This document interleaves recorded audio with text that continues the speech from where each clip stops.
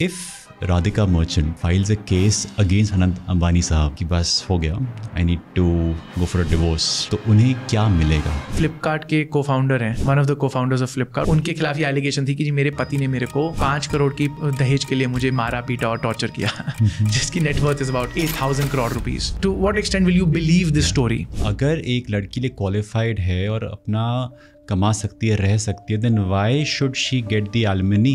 बीवी फाइल करती है केस, मुझे तो भरण पोषण के लिए पैसा चाहिए। तो जहाँ पे आपके पास कुछ भी नहीं है और आप कुछ भी नहीं कमाते हो और आप बिल्कुल बेघर बेरोजगार हो, कोर्ट कहती है एज अ मैन आपकी ड्यूटी है कि आप अपनी बीवी को मेंटेनेंस दोगे, तो भी आप जी 4,000 रुपये महीने के दो। अगर आज के दिन पे आप गूगल सर्च करो दिल्ली का दरिंदा, मेरे क्लाइंट की ये फोटो मिलेगी। डेथ सेंटेंस सिर्फ रेयरेस्ट ऑफ रेयर केस में देना चाहिए which shocks the conscience of society. कि what 7 things should a man do, an Indian man do before getting married?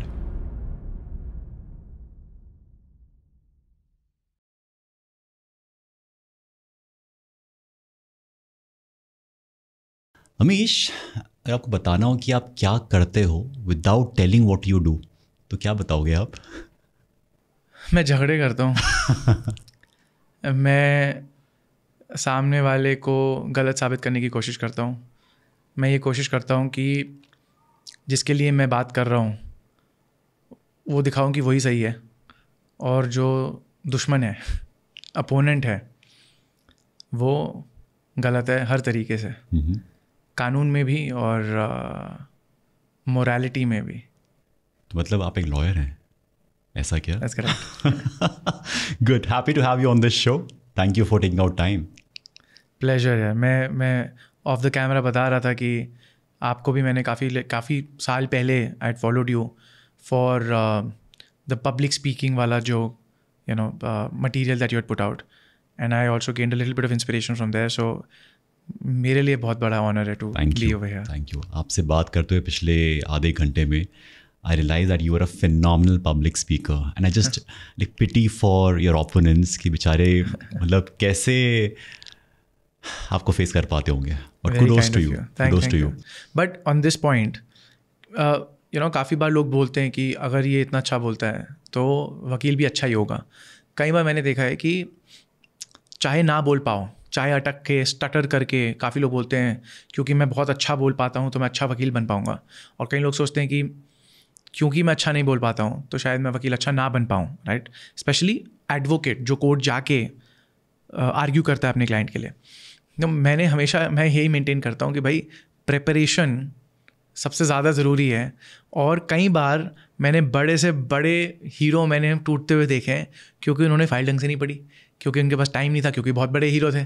तो इसलिए कई बार वो डेविड वर्सेस गोलायत सिचुएशन, और उस सिचुएशन में ना डेविड के लिए वो 10 गुना नहीं 100 गुना ज़्यादा एक वो होता है कि हाँ भाई ज़िंदगी भर मैं याद रखूँगा कि मैंने मतलब इस बड़े वकील को मैंने टक्कर दी और मैं केस जीत गया। एंड दूसरा ये भी है कि केस जीतना हारना, persuasion skills of the lawyers, चीज़ों को कैसे घुमा फिरा सकते हैं, पर कई बार फैक्ट्स पे भी चीज़ होती है। एंड सिर्फ वो नहीं जो कोर्ट में हो रहा है, बट कोर्ट के बाहर पुलिस के साथ क्या बात हुई, कोई इन्वेस्टिगेटिंग ऑफिसर है, मे बी कोई कोर्ट अपॉइंटेड कमिश्नर है, 100 चीज़ें हैं, पब्लिक ऑफिसर्स हैं, राइट? किस तरह का आपने एविडेंस कलेक्ट किया। सो ये बहुत सारी चीज़ें मैं कहूँगा कोर्ट के बाहर जो होती हैं उससे डिटर्मिन होता है कि एक्चुअल कोर्ट के अंदर बंदे को कितनी सक्सेस मिल रहा है, कितना फेलियर मिल रहा है। तो दी स्किल्स, इनका इतना मतलब मैं वैल्यू नहीं दूँगा। This was so powerful. आपको शायद रियलाइज़ ना हो, बट मुझे एहसास हुआ कि अगर मैंने ये आवाज़ सुनी होती एज अ 17-year-old तो मैं शायद आज यहाँ पे ना होता, मैं शायद वहाँ पे होता जहाँ पे आप हो। The reason being my father is a lawyer, and normally देखा जाता है कि एक डॉक्टर का बेटा एक डॉक्टर बनता है, and that circle keeps on going on. I have been a stammerer all my childhood, हकलाना। So that was so much like deep rooted कि मैं ये प्रोफेशन कभी चूज़ कर ही नहीं सकता जहाँ पे बोलने का काम ही होगा as a lawyer, because I had seen my like dad in this profession. So after class 12th that option was out कि आप तो बोल ही नहीं पाओगे। द प्रैक्टिस वाला पार्ट कि आप कितने स्ट्रॉन्ग हो in terms of persuasion and all, that comes secondary. So had I known this, but ठीक है ना, I had to be on this side. First and foremost to overcome all of that and then to be at this level that you are, वो एक बहुत बड़ा. So I would say congratulations. शुक्रिया. The feeling of accomplishment जो आपको feel होती होगी, it's not कि मैं 100 करोड़ के घर में पैदा हुआ और फिर मैंने 20 करोड़ और कमा लिए, पर कहीं बिल्कुल कुछ नहीं था और फिर वहाँ से I built it up to this. पर मैं एक बात और बोलूँगा देवस भाई, लॉ स्कूल में मेरा एक काफ़ी क्लोज फ्रेंड, उसका बहुत ही हॉरिबल स्टैमर था और टू दी एक्सटेंट कि बाकी सारे बैचमेट्स उसका मजाक उड़ाते थे. एंड आज के दिन पे अगेन यू नो, जो भी ये देख रहा है ये पॉडकास्ट और उसको ये लगता है कि मे बी मेरी speaking skills are not up to the mark, पहले तो दिवस भाई को देखो, ठीक है. पर दूसरा, एंड आई एम श्योर आप भी अग्री करोगे, that this is something that you can work on, right, and you can improve. And sometimes your challenges and your the setbacks in life go on to define you as a person, and far better than otherwise if those setbacks would not have been there. True. So this friend of mine, आज के दिन पे मैं कहूँगा he is a phenomenal advocate. रोज़ court जाता है, argue करता है, कोई नहीं बोल सकता कि इसका कोई स्टैमर था. एंड ऑन न्यूमरस ओकेजन्स उसने बताया कि उसके लिए कितना डिफ़िकल्ट था एंड उसके लिए कितना ज़रूरी था कि ये करना है मुझको. एक, क्योंकि उसके खुद के पिताजी एक जज हैं एंड ऊपर से पूरी family you know legally, and उसका शुरुआत से मतलब इतना पैशन था कि मुझे वकील बनना है. और थोड़ा बहुत लोगों को डाउट था कि किस एक्सटेंट तक ये कर पाएगा, क्योंकि अगेन उस टाइम लॉ स्कूल में हमको लगता था कि अगर आप बस यू नो डिबेटिंग में अच्छे हो या आप पब्लिक स्पीकिंग में अच्छे हो तो ये तो कवर्ड है ही. बाद में रियलाइज़ होता है कि ये जो ग्लोरिफिकेशन है या फिर जो इतना अच्छा लगता है दूर दूर से कि वो चीख रहा है, चिल्ला रहा है, कोर्ट के अंदर वकील जो हमारा सीनियर होता था जिस पे हम इंटर्नशिप करने जाते थे, वो बाद में समझ में आया कि भाई साहब हम तो जी 7-8 बजे निकल गए घर के लिए, क्योंकि हमको इतना एज लॉ स्टूडेंट हमको इतना प्रेशर नहीं दिया जाता. पर जब उन्हीं सीनियर वकीलों को जब एज अ जूनियर ज्वाइन करते हो और फिर वो एक्सपेक्ट करते हैं कि तुम उनसे भी डबल काम करोगे, तो उस टाइम पे हम रात को 3 बजे 4 बजे तक फाइलों पे काम कर रहे हैं. फिर सुबह 7 बजे उठ के हम कोर्ट भाग रहे हैं 4 घंटे की नींद पे, और फिर हम वो हर रोज़ कर रहे हैं, और फिर तबीयत ख़राब हो रही है और बाल सफ़ेद हुए जा रहे हैं. तो ये सारी चीज़ें जो हैं यू नो, इसके बारे में अगर किसी ने, जिस तरह से आपने बोला कि मैं यहाँ पे बैठा होता, मैं कहता हूँ अगर किसी ने मुझे ढंग से समझाया होता कि तुम्हारे साथ ये होने वाला है तो यहाँ पे होते आप फिर. तो मैं कहीं और, मैं कहता भाई यू नो सरकारी नौकरी परहैप्स या फिर कुछ और. बिकॉज मैं भी अगर सोचूँ, अब मुझे 11 साल हो गए हैं करते हुए प्रैक्टिस, पर शुरुआत के जो पहले कुछ साल थे अटर टॉर्चर. एंड ये तो हर वकील चाहे कितना भी प्रिविलेज हो, और अगर तुम कहते हो मैं प्रिविलेज हूँ जी, पिताजी हमारे बड़े वकील हैं या हमारे यू नो कुछ कनेक्शंस हैं, या तो आप शुरुआत में स्ट्रगल कर लो या आप बाद में स्ट्रगल करोगे, तो वो जो एक minimum threshold of extreme amount of pain, including जब पीछे 50 वकील बैठे हैं कोर्ट रूम के अंदर और जज तुम्हारी छोटी सी पॉइंट पे बेइज्जती करके बोलता है कितने साल हुए तुम्हें प्रैक्टिस करते हुए. तो अगर तुम्हें सिर्फ 6 महीने प्रैक्टिस करते हुए हैं या 1 साल हुआ है तो बेहतर है, क्योंकि तुम बोलो जज साहब 6 महीने 6, हाँ एग्जैक्टली फ्रेशर हूँ मैं, तो जज तब भी चलो सीख के आना. पर सोचो कि तुमने 5 साल तुमने मज़े करे क्योंकि पिताजी का कुछ था और आराम से चल रही थी गाड़ी, तो 5 साल या 10 साल के बाद एकदम से वो एक मेटाफोरिकल थप्पड़ पड़ता है बहुत ज़ोर से, राइट. और मैंने बहुत लोगों को देखा है, मेरा यू नो आई मीन मेरे पिताजी भी वकील हैं और दादाजी भी वकील थे, तो मेरा भी काफ़ी प्रिविलेज था. पर क्योंकि पिताजी को समझ में आता था कि ये ऐसा कुछ वो नहीं है कि हम कोई एक गोल्डन स्पून दे सकते हैं अपने बच्चे को, स्पेशली लिटिगेशन प्रोफेशन में, right. Businesses may be different, I don't no, पर पिताजी ने जी मतलब खुद के पास तो रखा नहीं, और खैर खुद भी रखते तो आई डोंट थिंक वो कुछ ऐसा प्रेफरेंशियल ट्रीटमेंट देते, पर इतना मतलब मुश्किल काम है, तो कोई भी हो कैसा भी हो उसको यू नो थोड़ा सा अच्छी तरह से पकड़ के पीसना तो ज़रूरी है. So true, so true. बहुत सही से बताया आपने मुझे. ये बताओ मुझे कि आप किस टाइप के लॉज एंड केसेस को देखते हो मेजरली? सो अभी पहले मैं काफ़ी I have gone through a lot, right? मतलब पहले first few years of my career मैंने बहुत एक सीनियर के साथ नारकोटिक्स के केसेस करे, narcotics and narcotics prosecution, and then customs duty evasion के criminal cases, central excise back then, अब GST काफ़ी किया, फिर इंडिपेंडेंट प्रैक्टिस शुरू करी, फिर all sorts of matters that came my way. आज के दिन पे I would say about 80% is matrimonial disputes, another 15% is about criminal disputes, and 5% would be other ये civil and corporate disputes, but primarily litigation, कचहरी जाके किसी और का पक्ष जज साहब के सामने रखना.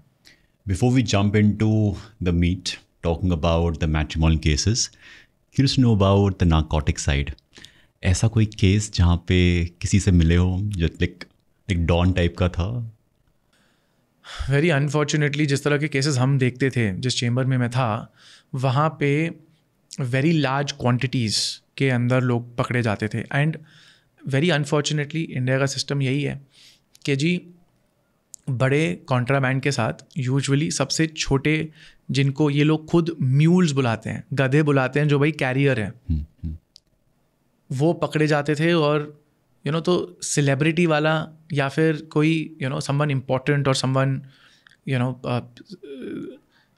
नोट वर्दी की हम बात करें, उसकी जगह सबसे ज़्यादा शर्म की बात तो ये होती थी कि बूढ़े लोग, कैंसर पेशेंट्स, HIV पेशेंट्स, जिनके पास ऐसे ही ज़्यादा टाइम नहीं है, वो पकड़े जाते थे. वी हैड वन पर्सन, एक लेडी जो विजुअली इम्पेयर्ड है, व्हील चेयर पे है, और मतलब ये सुनने का वो नहीं, very bad situation. These people are caught with this contraband. तो it was not very flashy time. कभी कभार येस, कोई बड़े industrialist would be caught, prosecuted.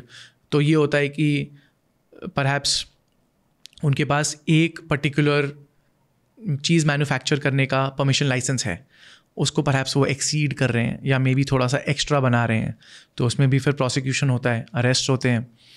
तो obviously I am not at liberty to kind of name names, but those also use to take place from time to time, not that much, but again very stressful, and you have these like big moral dilemmas, right? To what extent should what person spend how much time in jail despite being, say, physically so disabled, या फिर दिख रहा है कि they were paid 5,000 rupees as a carrier and now अगले 10 साल जिंदगी के they'll spend in jail.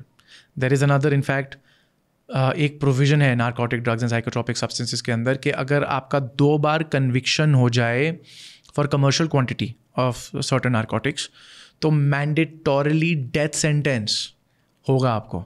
अब इसमें इतने सारे ऐसे केसेस जो हमने देखे हैं जहाँ पे इन्वेस्टिगेटिंग एजेंसी कहती है भाई एक केस में हमने एक आदमी को पकड़ा, दूसरे केस में किसी और को पकड़ा, और उसको जब इंटरोगेट किया तो इसने इसी आदमी का, पहले वाले आदमी का नाम दिया कि इसने मुझे पकड़ाया था, या ये सिंडिकेट मेंबर था, या व्हाटएवर. तो अब 2 पैरेलल केसेस में साइमल्टेनियसली केसेस चल रहे हैं और दोनों में कन्विक्शन हो गया अराउंड द सेम टाइम. और अब जज साहब हमसे पूछ रहे हैं एज द प्रोसिक्यूटर कि जी ये तो एक्ट तो कहता है कि मैंडेटोरिली मुझे डेथ सेंटेंस देना है, और इवन जज भी थोड़ा सा शेकन हो रखा है कि ये क्या हो गया एकदम से. हम तो जी मर्डर केसेस 302 के केसेस में, खैर मतलब बिफोर द भारतीय न्याय संहिता जो अभी 1 जुलाई को आया, मैं तो अभी तक मैंने ढंग से सारे सेक्शंस भी मैंने याद नहीं करे हैं, बट IPC जो इंडियन पीनल कोड था उसके अंदर 302 के अंदर भी कहते थे कि भाई डेथ सेंटेंस सिर्फ रेयरेस्ट ऑफ रेयर केस में देना चाहिए which shocks the conscience of society. US के पुश की वजह से इंक्लूडिंग इंडिया ने 1985 में ये कन्वेंशंस साइन करे, इंडिया में खुद एक लॉ पास किया, एक इनफैक्ट कल्चर था चरस का, गांजा का इंडिया में, उस सबको ओवरनाइट ख़त्म जी करा. अब USA itself इतना लिबरल हो चुका है when it comes to narcotic drugs, especially the soft ones. Maybe in the future there is going to be some difference. In fact, I think many European countries, South America में कुछ countries वो कहते हैं कि जी consumer को हमेशा victim की तरह देखो और उसको प्रोसिक्यूट करने की जगह रिहेबिलिटेट करने की कोशिश करो. तो वो सब यहाँ पे नहीं होता, पर अगर कभी होता है एंड देर आर मेरे हिसाब से कुछ MPs हैं, कुछ बॉडीज़ हैं जो कहती हैं at least for medicinal use, and they say that it has incredible healing properties. I have not looked into it in great detail, so I don't no, but अगर कभी होता है तो फिर उसको एक्सप्लोर करना. जो आपका ये कैनबिस ऑयल का दे say that has medicinal properties, वो आप तब देखना जी जब इस आप चक्कर से बाहर निकलो, because some things are not worth it. And I would say इस देश में अगर इतना एक वो है सीरियस आउटलुक है on all of these things, ना ही करो तो बेटर है. अगर करना है तो ये सोच समझ के करना कि जी अगर पकड़े गए तो ये मत सोचना कि जी एक जॉइंट में, क्योंकि हमने जी किसी की एक रैंडम यूट्यूब वीडियो या रील देखी थी कि एक जॉइंट में अगर आप पकड़े जाओ, फिर कोई और रील देखी थी कि अगर पुलिस वाला आपको थप्पड़ मारे तो आप सेल्फ डिफेंस में ये कर सकते हो. सो A+B = extreme disaster, right? If you understand what I am getting eight. तो थोड़ा सा मतलब अगर आप मेरी एडवाइस नहीं मानते हो और जाते हो नारकोटिक्स के कंजम्पशन में, तो थोड़ा सा याद रखना कि अगर पकड़े गए तो उसमें भी सिचुएशन से किसी भी तरह से निकलने की कोशिश करो, क्योंकि अगर फंस गए और आगे चीज़ें बढ़ती हैं तो things can get very very ugly. एक केस लेते हैं जहाँ पे एक टीनेजर है who is a drug peddler, college में है, वो शायद खुद कंज्यूम नहीं कर रहा है, उसकी बॉडी में कुछ नहीं मिलता है, बट ही इज़ कॉट एक डिस्ट्रीब्यूटिंग, जो कि बहुत कॉमन हो चुका है इन द कॉलेजेस. उसका केस क्या होगा? सेम. तो narcotic drugs psychotropic substances act makes punishable possession, consumption, sale, possession for distribution, everything. और इनफैक्ट फिर क्वांटिटीज़ ऑल्सो मैटर. तो एक टेबल बनी हुई है narcotic drugs psychotropic substances act के अंदर ही, जिसमें लिखा हुआ है कि जी इस क्वांटिटी को इस पर्पस के लिए स्मॉल क्वांटिटी करा जाएगा, इसको मोर देन स्मॉल क्वांटिटी, और इस वाली क्वांटिटी को कमर्शियल क्वांटिटी कंसिडर किया जाएगा. एंड फॉर एवरी ड्रग एक पूरी टेबल, इसलिए ये वाला ड्रग जैसे for example cannabis, I think if I am not wrong, मुझे काफ़ी साल हो गए करे हुए ये, but I think above 100 kgs commercial quantity मानी जाती है. बट ये हेरोइन एंड दीज थिंग्स उसका आई थिंक 100 grams है या 1 kilogram है. So different drugs depending upon severity and this thing. तो उसका भी आपको you have to be careful, because जैसे मैंने पहले मेंशन किया था, commercial quantities double conviction mandatory shall be punish with death. तो एंड एक और इंटरेस्टिंग चीज़ है अबाउट ये NDPS act, narcotic drugs and psychotropic substances act, के नॉर्मली अगर इंडियन पीनल कोड हो, जो अब भारतीय न्याय संहिता है, या 500 अदर एक्ट्स हैं जिसमें ये लिखा गया है कि अगर आप A एक्ट करते हो तो आपको 20 सज़ा हो सकती है. NDPS एक्ट उन 8 या 10 और एक्ट्स, एक स्पेशलाइज कैटेगरी है जिसमें ये कहते हैं कि अगर इस टाइप के केसेस में आपके ऊपर एलिगेशन लगती है तो अगर आप बेल लगाते हो, नॉर्मली बाकी केसेस में जैसे कि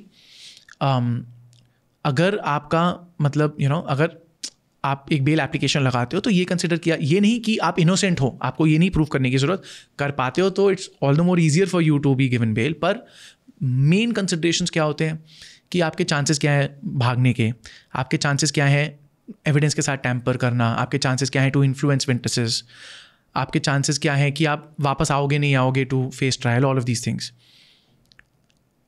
NDPS एक्ट और कुछ और ऐसे एक्ट जो कहते हैं, एक सेक्शन 37 है narcotic drugs psychotropic substances act, वो कहता है जी in particular kind, not every single situation, but I think वही कमर्शियल क्वांटिटी एंड कहते हैं कि जी दो आपको रिक्वायरमेंट्स और, we call them the twin conditions for bail, 2 requirements और फुलफिल करनी है अपार्ट फ्रॉम जो पहले क्रिमिनल प्रोसीजर कोड में ये मेंशन था, जो अब ये BNSS का जो नया कोड आया उसमें मेंशन्ड है. उसके अलावा आपको 2 और चीज़ें करनी है. एक तो बेसिक ये है कि जी पब्लिक प्रोसिक्यूटर को एक adequate opportunity to be heard होना चाहिए, वो तो खैर हर जगह होता है. दूसरा है कि भाई court has to be convinced कि जो आपके खिलाफ एलिगेशन है इट इज़ नॉट ट्रू और यू आर इनोसेंट. जो किसी मतलब बहुत कम सिचुएशंस में आपको, तो आप किस तरह से एविडेंस कलेक्ट करके कोर्ट को दिखाओ कि जी आई एम 100% इनोसेंट जो मेरे खिलाफ ये एलिगेशन है. क्योंकि हमें ये नहीं भूलना चाहिए कि इन्वेस्टिगेटिंग एजेंसीज, पुलिस एजेंसीज इस देश में भाई ब्रिटिश सिस्टम की तरह they were a tool to achieve a particular purpose which is to establish the dominance of the people in power. तो उनको बहुत ज़्यादा, एक तो भाई सरकार का हमको फॉलो करना है किसी भी तरीके से mandate, but on top of that जब सरकार का काम नहीं कर रहे हैं तो अपने खुले टाइम में भी, खाली टाइम में भी हम काफ़ी मस्ती कर सकते हैं इन कानूनों के साथ, तो वहाँ पे the possibility of abuse is incredible. हमने इतनी बार देखा है, not just narcotic specialised agencies पर मैनी अदर एजेंसीज, वो अगर, और मैं इसके बारे में भी काफ़ी बात करता हूँ जी, आप दुश्मनी लेना किसी पुलिस ऑफिसर से या किसी और इन्फ्लुएंशियल पर्सन से, अमंग अदर कुछ लॉज जिसमें बहुत आसानी से किसी को भी फंसा सकते हैं. कितना मुश्किल है अगर 4 पुलिस वाले आपके घर पे आएँ और जी बोलें कि जी हमको कुछ इलीगल एक्टिविटी की खबर है, हम तो जी इन्वेस्टिगेट करेंगे, और हम वो कहते हैं जी वारंट. इंडिया में देखिए ऑन पेपर तो yes there is suppose to be a search warrant, but जी वो गेट तोड़ा, अंदर घुसे, 4 चाटे लगाए, साइडों बिठा दिया, अंदर घुसे, और जी फिर उसके बाद अलमारी के अंदर एक पैकेट रख दिया ऑफ सम सफ़ेद पाउडर या फिर सम कैनबिस, और उसके बाद उसी को, मतलब इनफैक्ट रखना भी ज़रूरी नहीं है, अपनी जेब से हाँ जी ये मिला है, उसकी एक सीजर रिपोर्ट बना दी, 2 इंडिपेंडेंट बाहर से कहीं से भी, और कई बार बाहर से क्या, वो इंडिपेंडेंट कहने के उनके खुद के इंडिपेंडेंट विटनेसेस आ गए, हाँ भाई साइन कर, राइट. फिर जाके अपनी टेस्ट रिपोर्ट बना दी अपना, ये कि भाई वी टेस्टेड दिस, ये एक इनकी एक फील्ड टेस्टिंग किट होती है, टेस्टिंग करी जी, sample turned out to be positive for whatever, heroin, cocaine, cannabis, whatever. How easy it is, right. And it's not like कि ये अमीश भाई तो ऐसी हवा की बातें कर रहे हैं. बहुत बार होते मैंने देखा है. एंड उसमें फिर किस तरह से आप कन्विंस करोगे जज को कि जैसा I am innocent of the thing that they are claiming me to be guilty of. तो नारकोटिक स्पेशली ये वाले केसेस में मैं तो कहता हूँ जी, इसीलिए थोड़ा डबल केयरफुल होके चलो. It reminds me of a case, Shahrukh Khan, Sameer Wankhede, sure कुछ इसी दिशा में था वो. सो या आई मीन वो शिप पे रेड हुई. आई एम नॉट ऑब्वियसली, यार थोड़ा टाइम भी हो चुका है, plus I was not involve in the case in any way whatsoever, तो मैं थोड़ा सा बस जो पब्लिक ग्लांस में मैं देखता था. पर वही एक it's a good indicator, right. I don't know कौन से ड्रग्स के लिए भाई in jail, but I will say this, जितना मेरा एक ओपिनियन फॉर्म हुआ था उस टाइम पे कि थोड़ी सी एक्स्ट्रा मेहनत ना करी जा सकती थी जो नहीं की गई, जिसकी वजह से द पर्सन इन क्वेश्चन वो थोड़ा सा एक्स्ट्रा टाइम जेल में निकाल के आया है. फॉर एग्जांपल, जितना मुझे पता है एक बार भी सुप्रीम कोर्ट को एजिटेट नहीं किया गया. और मैं ये बताऊं, बॉम्बे हाई कोर्ट में मैंने बहुत कम आर्ग्यू किया है, बट मेरे काफ़ी क्लाइंट्स हैं जिनका मैं बॉम्बे का काम देखता हूं, तो हम थोड़ा सा लूप में रहते हैं. Bombay high court is notorious, अगर आदमी जेल में पड़ा है तो जी महीनों तक बेल हियरिंग होने में बहुत टाइम लग जाता है. तो उसमें अगर आप सुप्रीम कोर्ट आते हो तो कई बार थोड़ी ज़्यादा क्विकर रिलीफ मिलता है. एंड ऑब्वियसली देखिए क्या है कि उसके बाद जो चीज़ें निकली, द इन्वेस्टिगेटिंग ऑफिसर, उसके खिलाफ ही काफ़ी प्रोसीडिंग्स चल गई, एंड अभी भी I think is an hot soup. तो this is also and again we can have this example कि चलो जी आपने फॉल्स केस बनाने की कोशिश करी इसलिए आपके साथ भी ऐसा होता है. पर मैं हमेशा लोग कहते हैं अच्छा जी आप ये आर्टिकल देखो, आप ये जजमेंट देखो, इसमें इसको ऑफिसर को जेल भेज दिया, उसमें उसको सज़ा हो गई, फाइन लग गया, सस्पेंड हो गया. मैं कहता हूँ for every such one case how many cases in the background. क्योंकि कितनी बार ये लिखा कोई रिपोर्ट करेगा कि जी आज के दिन में A case, B case, C case, all the way to D case में एक दिन में इतने झूठे केस में आदमी का अक्यूटल हुआ बट ऑफिसर के खिलाफ कुछ नहीं हुआ. सो अगर 100 में से एक केस में, in fact proper statistic would be 500 में से एक झूठे केस, सारे झूठे 500 केसों में से अगर एक झूठे केस में ऑफिसर को और कंप्लेनेंट को अगर तुमने जेल भेज दिया या इंक्वायरी बिठा दी या सस्पेंड कर दिया, तो क्या आप वो जाबाज रिस्क टेकर बनोगे कि भाई मैं वो 1 in 500 बनना चाहता हूँ, putting your life at risk, your family life at risk. Precisely, and it's a vicious circle. किसी ने झूठा केस किया आपके ऊपर, क्योंकि झूठा केस करना आसान है, उसके लिए आप जाते हो कोर्ट के पास और कहते हो कि जी मेरे खिलाफ झूठा केस हुआ है तो इसको सज़ा की जाए. और अगर एक्चुअली आपका लक अच्छा था तो आप मे बी एक adequate punishment against the person ले पाते हो. बट उसमें फिर एक सर्कल बैक करके कोई कहता है कि जी हमने पहले ही for whatever reason, commercial reason, influence, vengeance, whatever, और प्योर मस्ती, हमने जी आपके ऊपर एक झूठा केस किया, अब जी उसका हमको थोड़ा सा एक कॉन्सिक्वेंस फील खो गया वन वे और द अदर, अब कितना मुश्किल है हमारे लिए कि हम एक और आपके लिए चालू कर दें, right? So that is something that we should all be a little careful of. बिल्कुल बिल्कुल. जाबाज बनिए बट होश में रह के बनिए. श्योर. आपने बात की मुंबई की, एंड अभी recently there is lot of buzz around Ambani wedding. हर कोई बात कर रहा है. Grand wedding, people could see the opulence कि कितना कुछ अवेलेबल है. एक केस लेते हैं, hypothetical case, knowing what is happening in the industry, in the lives of celebrities.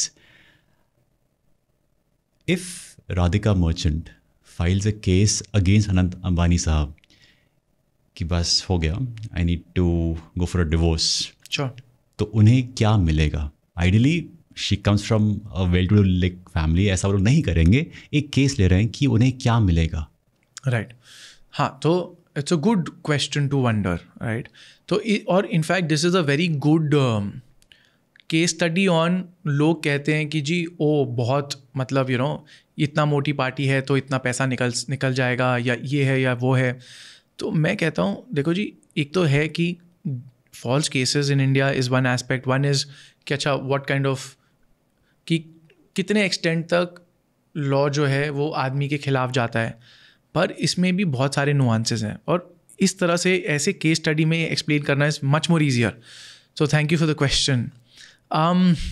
अगर इसको कंसिडर करें कि जी इनकी ये जो मैरिज है वो फेल हो जाती है, अब लड़की कहती है कि जी मैं तो अलग होना चाहती हूँ, और मैं तो जी बहुत पैसे लूँगी क्योंकि आप तो बहुत पैसे वाले हो. इस केस में लड़की जो है, अगर वो कहती है कि चलो जी मेरे को सोसाइटल पुशबैक की मेरे को शर्म नहीं है, राइट, और मुझे नाम का वो कुछ नहीं है, एंड दी अदर साइड लड़का ऑल्सो कहता है कि भाई मेरे को जो इज्जत मट्टी पलेत होगी मुझे कोई फ़र्क नहीं पड़ता, will see in the courts. उस सिचुएशन में, क्योंकि वो भी एक फैक्टर बन जाता है that we can maybe discuss in a moment, पर उस सिचुएशन में लेडी फाइल करेगी एक FIR for cruelty for dowry, for criminal breach of trust की जी मेरी ज्वेलरी रख ली, मेरे आर्टिकल्स रख लिए. अब उसमें नॉट बिकॉज ये बड़े लोग हैं या इन्फ्लुएंशियल लोग हैं, बट बिकॉज स्टेटिस्टिकली आजकल इंडिया में आज के दिन पे 10 या 15 साल पहले सिचुएशन बहुत अलग थी. अगर लड़की कंप्लेंट फाइल करती है, इमीडिएटली पुलिस वाले घर में घुस के पकड़ के मारते हैं, कस्टडी में रहते हो आप, हफ्तों महीनों तक बेल नहीं होती. एवरेज हस्बैंड वाइफ डिस्प्यूट, कोई टेररिज्म कोई मर्डर कुछ नहीं हो रहा, एक एलिगेशन विदाउट एनी प्रूफ. आज के दिन पे काफ़ी चीज़ें इंप्रूव हुई हैं, क्योंकि 2014 में एक अरनेश कुमार की जजमेंट आई थी सुप्रीम कोर्ट में, जिसमें यही हुआ कि भाई कस्टोडियल टॉर्चर्स हो रहे हैं और बीटिंग्स हो रही हैं, एक्सटॉर्शंस हो रहे हैं, बहुत बुरा हाल हो रहा है, और सुप्रीम कोर्ट ने कहा भाई इनफ इज़ इनफ. अब हम मैंडेट करते हैं स्पेशली मैट्रिमोनियल मैटर्स, और भी कैटेगरीज निकाली कोर्ट ने, बट स्पेशली मैट्रिमोनियल डिस्प्यूट्स, क्योंकि ये भी केस मैट्रिमोनियल डिस्प्यूट ही था. कोर्ट कहती है कि भैया कंप्लेन आते ही आप इमीडिएटली FIR नहीं करोगे. मैट्रिमोनियल डिस्प्यूट्स में आप एक पहले मीडिएशन के लिए एफर्ट करोगे, कुछ हफ्ते कुछ महीने एक स्पेशलाइज्ड इंस्टीट्यूशंस में जाके, नहीं होता है तो भी FIR करोगे. उसके बाद आप एक नोटिस दोगे टू द अक्यूज पर्सन कि आप जाके इन्वेस्टिगेशन ज्वाइन करिए, आप इंटेरोगेट करोगे. आप अगर वो आते नहीं हैं या कोऑपरेट नहीं करते हैं तो आप अरेस्ट कर सकते हो, बट करते हुए आपको रीजंस इन राइटिंग देने कि मैं क्यों अरेस्ट करने की ज़रूरत है, क्यों कस्टडी की ज़रूरत है, specially in these cases with up to 7 years of imprisonment. और आप इसको जब मैजिस्ट्रेट के सामने विद इन 24 hours आप प्रोड्यूस करोगे, तो आप जो रिटन रीजंस है वो आप दोगे मैजिस्ट्रेट को, और मैजिस्ट्रेट उनको रेटिफाई करेगा. तो इन सब चीज़ों की वजह से और अरनेश कुमार के पुशबैक की वजह से, एंड इंटरेस्टिंगली उस टाइम पे भी मैं वकील बनाई था करीब 2013 में, और थोड़ा आगे चल के मैं देख रहा था, तो क्या है ना, हमेशा ये चीज़ें ना काफ़ी ऐसे पेंडुलम टाइप स्विंग में चलती है. एक चीज़ ख़राब हो गई, ओ दी अपोनेंट इज़ वेरी बैड. फिर दूसरी तरफ जाए तो 2014 तक सारे पतियों को जेल डालो, राइट, ससुराल को भी जेल डालो. फिर जैसी 2014 की जजमेंट आई तो सारे पुलिस वाले डर गए, अरे कैसे, अब हम तो नहीं अरेस्ट कर सकते, सॉरी जी. 6 महीने 1 साल 1.5 साल तक एक अरेस्ट नहीं हो रहा है. फिर एकदम से पुलिस वाले कहते हैं हाँ जी ये देखो लिखा तो है कि अरेस्ट तो कर सकते हैं, रीज़न राइटिंग में दे देते हैं. फिर एक के बाद एक for several years her case में जी ज्वाइन नहीं करी, कोऑपरेट किया, कन्फेस नहीं किया कन्फेस नहीं किया टू ऑल द क्राइम, इसलिए जी हमको तो वो करना है। और सबसे ईजी है कि लड़की ने कहा है कि जी ज्वेलरी अभी भी लड़के के पास है, तो ज्वेलरी रिकवर करने के लिए हमको कस्टडी में लेना पड़ेगा। पुलिस वाले बहुत आराम से लिखने लग गए। फिर उसके बाद फिर कोर्ट्स ने काफ़ी डांटा पुलिस वालों को कि भाई ये क्या मतलब है, कोई प्रूफ दे लड़की की ज्वेलरी एग्जिस्ट करती है, कई बार लड़की अपने साथ लेके जा चुकी है, तुम कंसिडर करो प्रूफ को, एक्सेट्रा। आज के दिन पे ऐसा सिचुएशन है कि 100 में से may be 99 people will never be arrested in a matrimonial dispute. आप जो 100 में से एक होता है जो आदमी जो अरेस्ट होता है, 100 में से मे बी 2 अरेस्ट हो जाएंगे, वो कोई ना कोई गलती करते हैं। एक, अब गलतियाँ तो बहुत सारी हैं जो आप कर सकते हो। मैं कहूँगा देयर आर अबाउट 20 से 25 स्टेप्स जो आपको फॉलो करने हैं क्रिमिनल केस के अंदर, स्पेशली मैट्रिमोनियल डिस्प्यूट में। और अगर उन 20-25 स्टेप्स में से एक भी जगह पे आपने गलती कर दी तो आपके चांसेस ऑफ अरेस्ट बहुत ज़्यादा बढ़ जाते हैं। फॉर एग्जांपल, आपके खिलाफ कंप्लेंट हुई, मीडिएशन फेल हो गई, FIR रजिस्टर हुई और इन्वेस्टिगेटिंग ऑफिसर ने आपको या तो नोटिस दिया या फिर आपको कॉल किया। अब आप या तो भाग जाते हो, गायब हो जाते हो, ओ जी क्या होगा पता नहीं। दैट्स वन बेवकूफ़ी, क्योंकि 1-2 महीने में भी इन्वेस्टिगेटिंग ऑफिसर शांत रहेगा, फिर उसके बाद बोलेगा भाई आया नहीं आदमी, मेरे पास क्या ऑप्शन है, फिर warrants of arrest. So he must be the culprit, उस पे शक बहुत हो जाएगा। Not like that. अच्छा, ऐसा नहीं है। इट्स लाइक कि भाई आप इनोसेंट हो या गिल्टी हो, डजंट मैटर, पर अगर मैंने आपको ज्वाइन करने के लिए बोला है इन्वेस्टिगेशन तो और आप आ नहीं रहे हो, मेरे पास क्या ऑप्शन, मैं तो आके पकड़ूंगा। और फिर इट्स नॉट लाइक कि मैं पकड़ के बोलूँ अच्छा जी आप अपना नाम बताइए, आप काम बताइए, और फिर मैं जाता हूँ ना। आप पकड़ रहा हूँ तो जी मैं फिर जेल में भी डालूंगा। तो एंड इट्स नॉट जस्ट कि मैं जेल में डालूँ, इट्स ऑल्सो कि अगर आप जी 6 महीने गायब हो, आप सोचते हो चलो जी मैं तो कहीं अब बिल्कुल ही लेट्स एन्जॉय लाइफ, गाँव चले गए या कहीं दूर भाई अंडमान चले गए, तो होगा क्या, आपके खिलाफ एक भगौड़ा की प्रोक्लेमेशन प्रोसीडिंग चालू हो जाती हैं।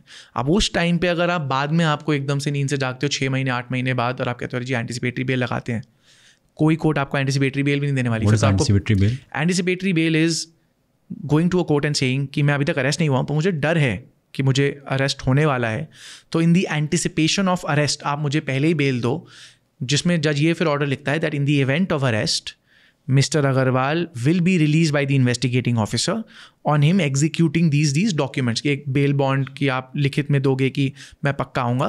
तो एंटिसिपेटरी बेल का मतलब है कि आप 1 मिनट भी जेल के अंदर नहीं निकालोगे, versus what we call regular bail, which is कि आप अरेस्ट हो गए और अरेस्ट होने के बाद आप जो है फिर बेल एप्लीकेशन लगा लो, फिर कोर्ट कहती है now release him from custody. So one of the mistakes is कि भाई भागो मत, that's one. What else? Another is कि पुलिस वाले ने बोला और आप इमीडिएटली पुलिस वाले के पास खुद पहुंच गए, that is also a problem. वहाँ पे भी क्या होता है, पुलिस वाला जो है आपको बिठा के बोलता है अब बच्चू निकाल पैसे नहीं तो अंदर, या फिर बहुत ज़्यादा तंग कर सकता है। तो उसमें भी एक हमेशा मेरा सजेशन रहता है to the clients and to husbands facing these कि आप खुद डायरेक्टली मत जाओ, भागो भी मत, अपना वकील भेजो, या फिर अगर वकील नहीं है फॉर एग्जांपल, या फिर बहुत ही प्रीलिमिनरी चीज़ है, आप कोई अपना फैमिली मेम्बर या कोई दोस्त भी भेज सकते हो जिसको पुलिस इमीडिएटली पकड़ नहीं सकती क्योंकि उसके खिलाफ कोई एलिगेशन नहीं है। तो बट रेकमेंडेड है एक वकील भेजो। उसमें मैं कहता हूँ देखो एक थोड़ी अंदर की बात की प्रॉब्लम क्या होती है, अगर वकील भेजते हो but you have to have a lot of trust in the lawyer, because कई बार लॉयर्स ना फिर अपना ही मतलब इंटरनल सेटिंग्स बिठाने लग जाते हैं कि इतनी बात हुई है उतनी बात हुई है, and then ends up in give lakhs which is supposed to be for the investigating officer but is not, otherwise you might go to jail. So you have to trust the lawyer completely. So you know now this happens and then uske baad bhi there are certain assurances jo aapko lene hai from the investigating officer after coordinating with the investigating officer ki ji you will not arrest. अब उसमें भी that's why I say कि जब assurances एक criminal lawyer को एक police officer देता है, they are far more concrete compared to कि जी आपने किसी रिश्तेदार या किसी दोस्त को दिया who is not a lawyer. क्योंकि पुलिस वाले को पता है कि अगर मैंने धोखा दिया इस क्रिमिनल लॉयर को तो जी ज़िंदगी भर की दुश्मनी है, और ये क्रिमिनल लॉयर भी ना आज नहीं तो कल किसी और तरीके से easy to file false case, retribution false case में it's a it's kind of a this thing, it's an equilibrium which is maintained of sorts. तो वकीलों से झूठ भी नहीं बोलना है, या तो साफ साफ बोलो या फिर एंटिसिपेटरी बेल लगाओ वकील साहब, या फिर जी मतलब ठीक है I am giving an assurance I will not arrest, तो नहीं करूँगा। तो इसलिए वकील थोड़े से बेटर रहते हैं फॉर दिस पर्पस। उसके बाद फिर आप जो है जाके ज्वाइन करिए इन्वेस्टिगेशन। उसके बाद भी फिर ये होता है कई बार लड़की की तरफ से, मैट्रिमोनियल डिस्प्यूट स्पेशली अगर हम बात कर रहे हैं, तो लड़की की तरफ से एक वेरी स्ट्रॉन्ग प्रेशर हो जाता है, वो मल्टीपल चक्कर काटती है थाने के सुपरिटेंडेंट या डीसीपी ऑफिस की, जी नहीं कुछ एक्शन नहीं लिया जा रहा, एक्शन नहीं लिया जा रहा, या कोई में भी इन्फ्लुएंस लगा दिया गया, तो उसमें भी फिर इन्वेस्टिगेटिंग ऑफिसर ही इन्फॉर्मेशन देता है, our hands are tied, you have to apply for anticipatory bail. तो अब एक और सवाल ये उठता है, एक और गलती लोग करते हैं कि जी एफआईआर रजिस्टर हुई, चलो जी इमीडिएटली एंटिसिपेटरी बेल लगा दो। वो भी मैं रेकमेंड नहीं करता हूँ। हर कोई कहता है जी लगा ही देते हैं एंटिसिपेटरी बेल, क्योंकि जी एंटिसिपेटरी बेल कोई लड्डू पेड़ा नहीं है जो कोर्ट में बट रहा है। You have to prove to the court to a certain extent कि भाई दीज आर फॉल्स एलिगेशंस और दीज आर मोटिवेटेड एलिगेशंस।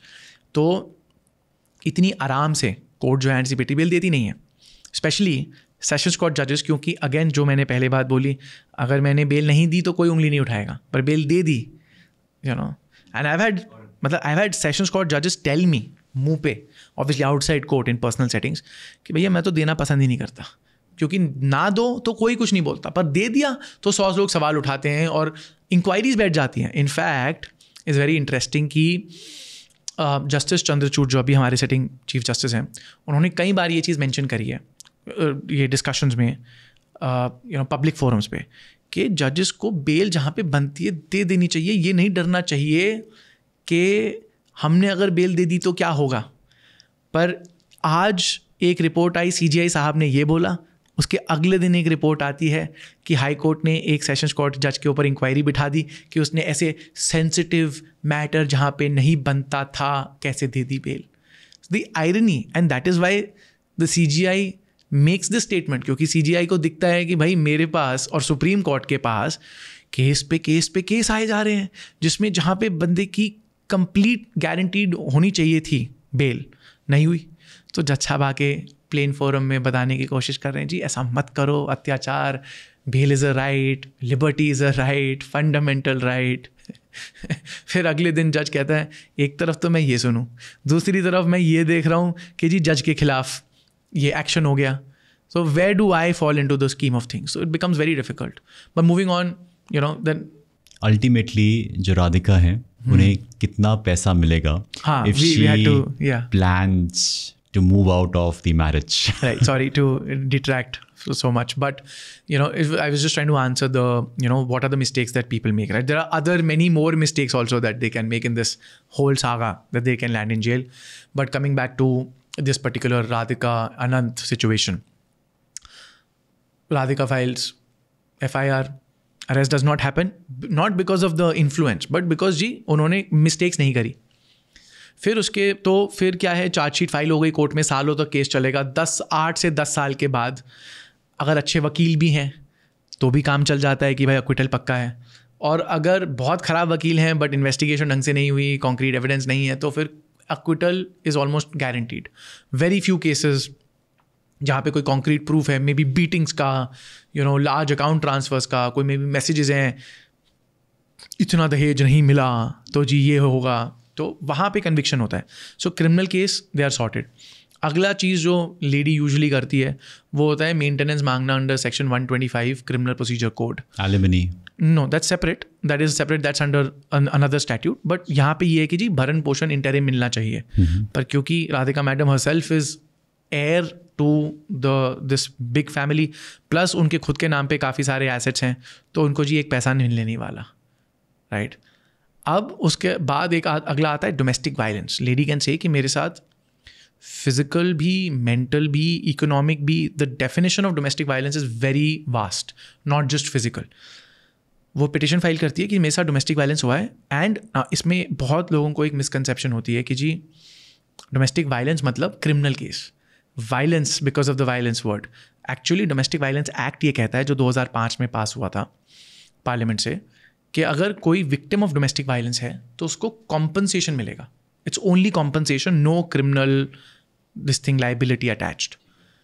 तो उसमें राधिका वुड से चलो जी, you know, I want compensation and in the meanwhile interim maintenance. तो जिस तरह से 125 का कानून है कि आपको नहीं मिलेगा, उसी तरह डोमेस्टिक वायलेंस मैटर में भी नहीं मिलेगा। एक होता है residence right to residence in the matrimonial home.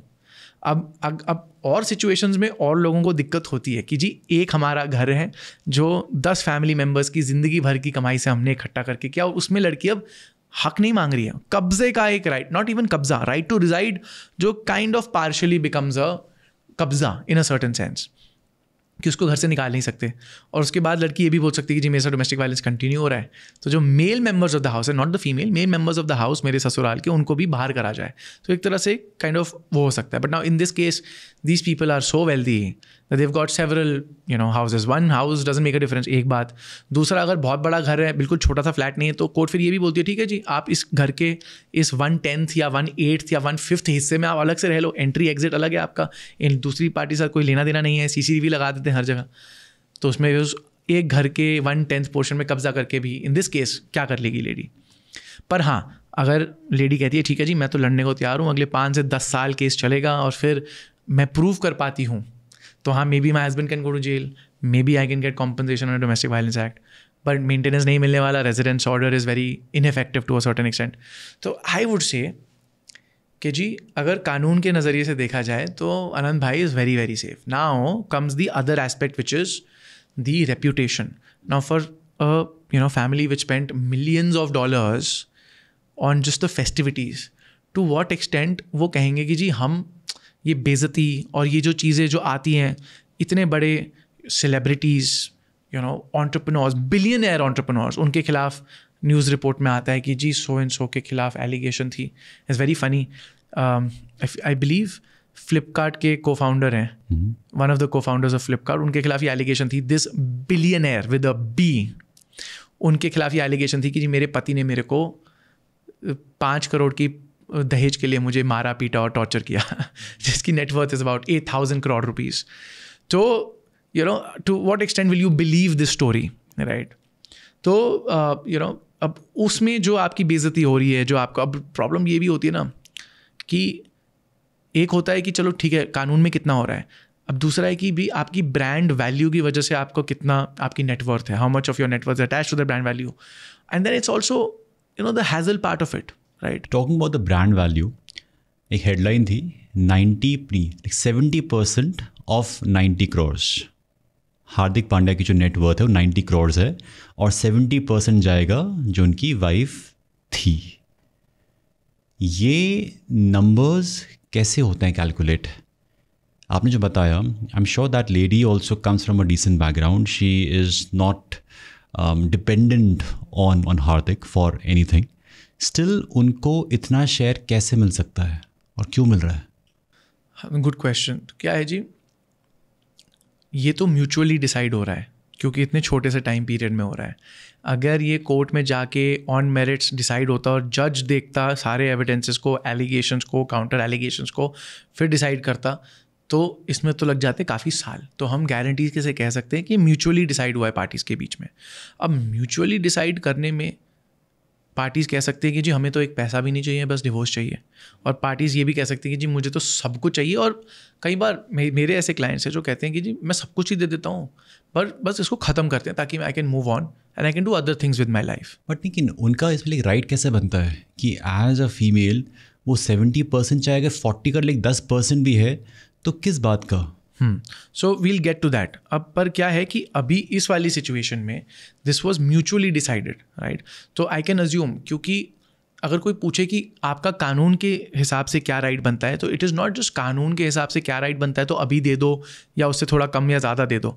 बहुत सारे अदर फैक्टर्स आ जाते हैं, जैसे कि इसी केस को ले लो, अगर से फॉर एग्जांपल लेट्स अज्यूम कि ये करेक्ट है, आई don't no inside out, but 90 crore का 70% भाई हमने कहा कि ये डिसाइड हो गया है। क्या फैक्टर्स थे? अगर perhaps, and I am not sure कि to what extent the lady had means of her own, but let's assume that she did not have उसमें भी फिर 2 फैक्टर्स आ जाते हैं, जैसे मैंने मेंशन किया राधिका वर्सेस से this other lady Natasha I believe. तो to what extent will the net worth of the person have an impact? तो हमने जैसे ये वाला एग्जाम्पल लिया जिसमें अगर नेटवर्थ है तो भाई मेंटेनेंस मिलना मुश्किल है, और परमानेंट एलिमनी भी फिर सब्सिक्वेंटली मिलना मुश्किल हो जाता है बिकॉज खुद ही नेटवर्थ इतनी हाई है।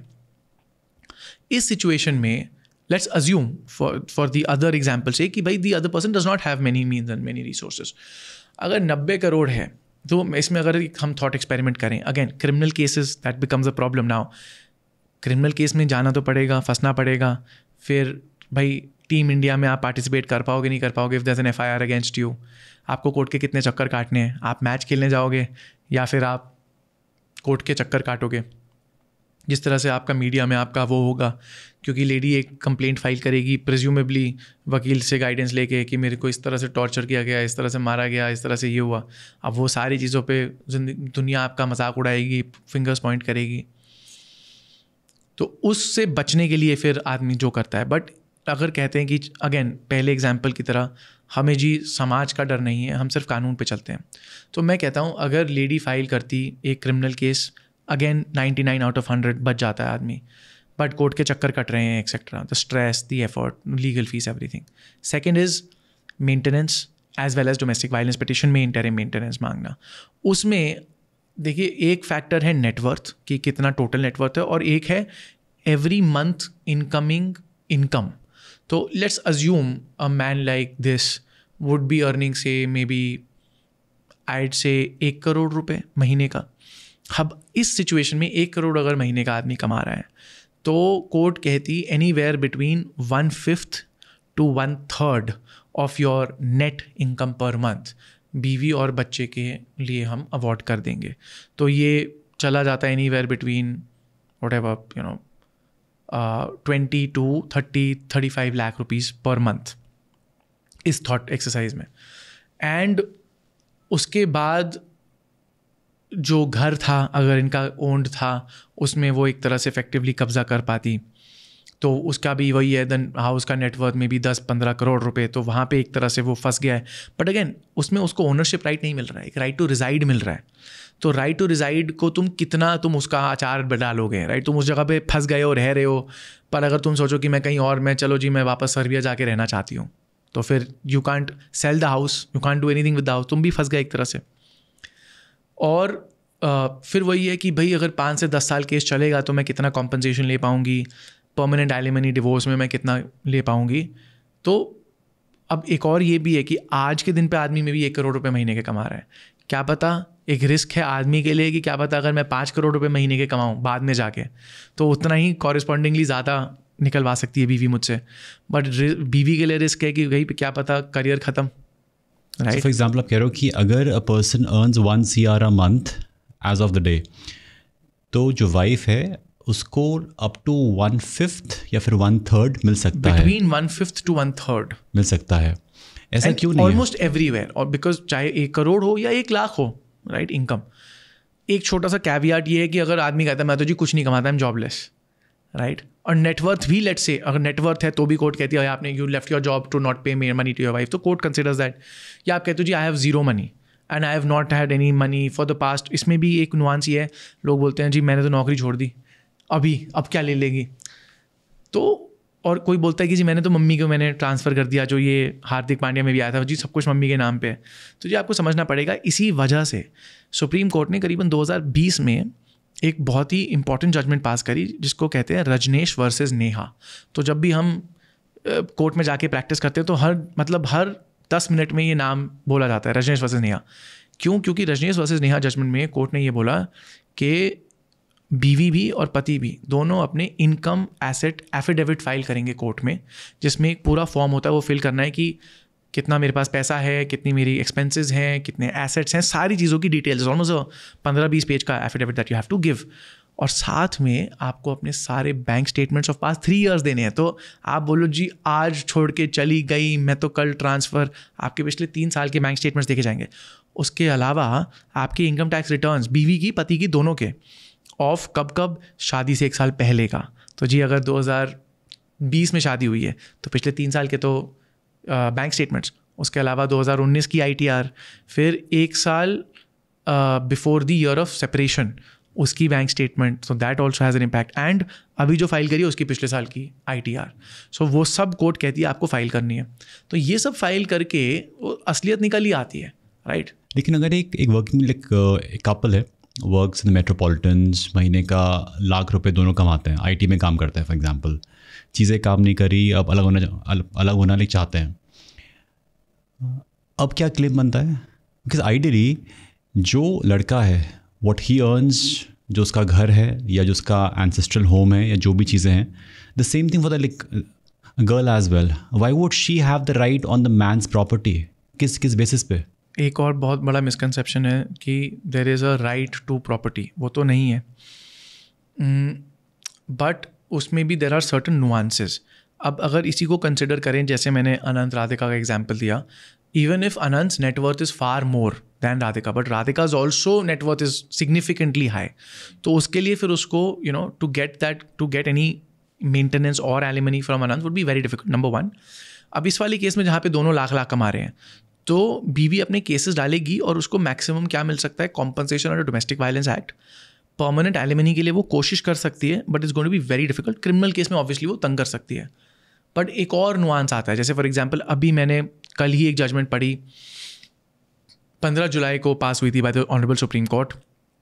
आदमी कमाता है 5 लाख रुपए महीने के, बीवी कमाती है 1.4 lakh monthly, so there is a little bit of a disparity in the income.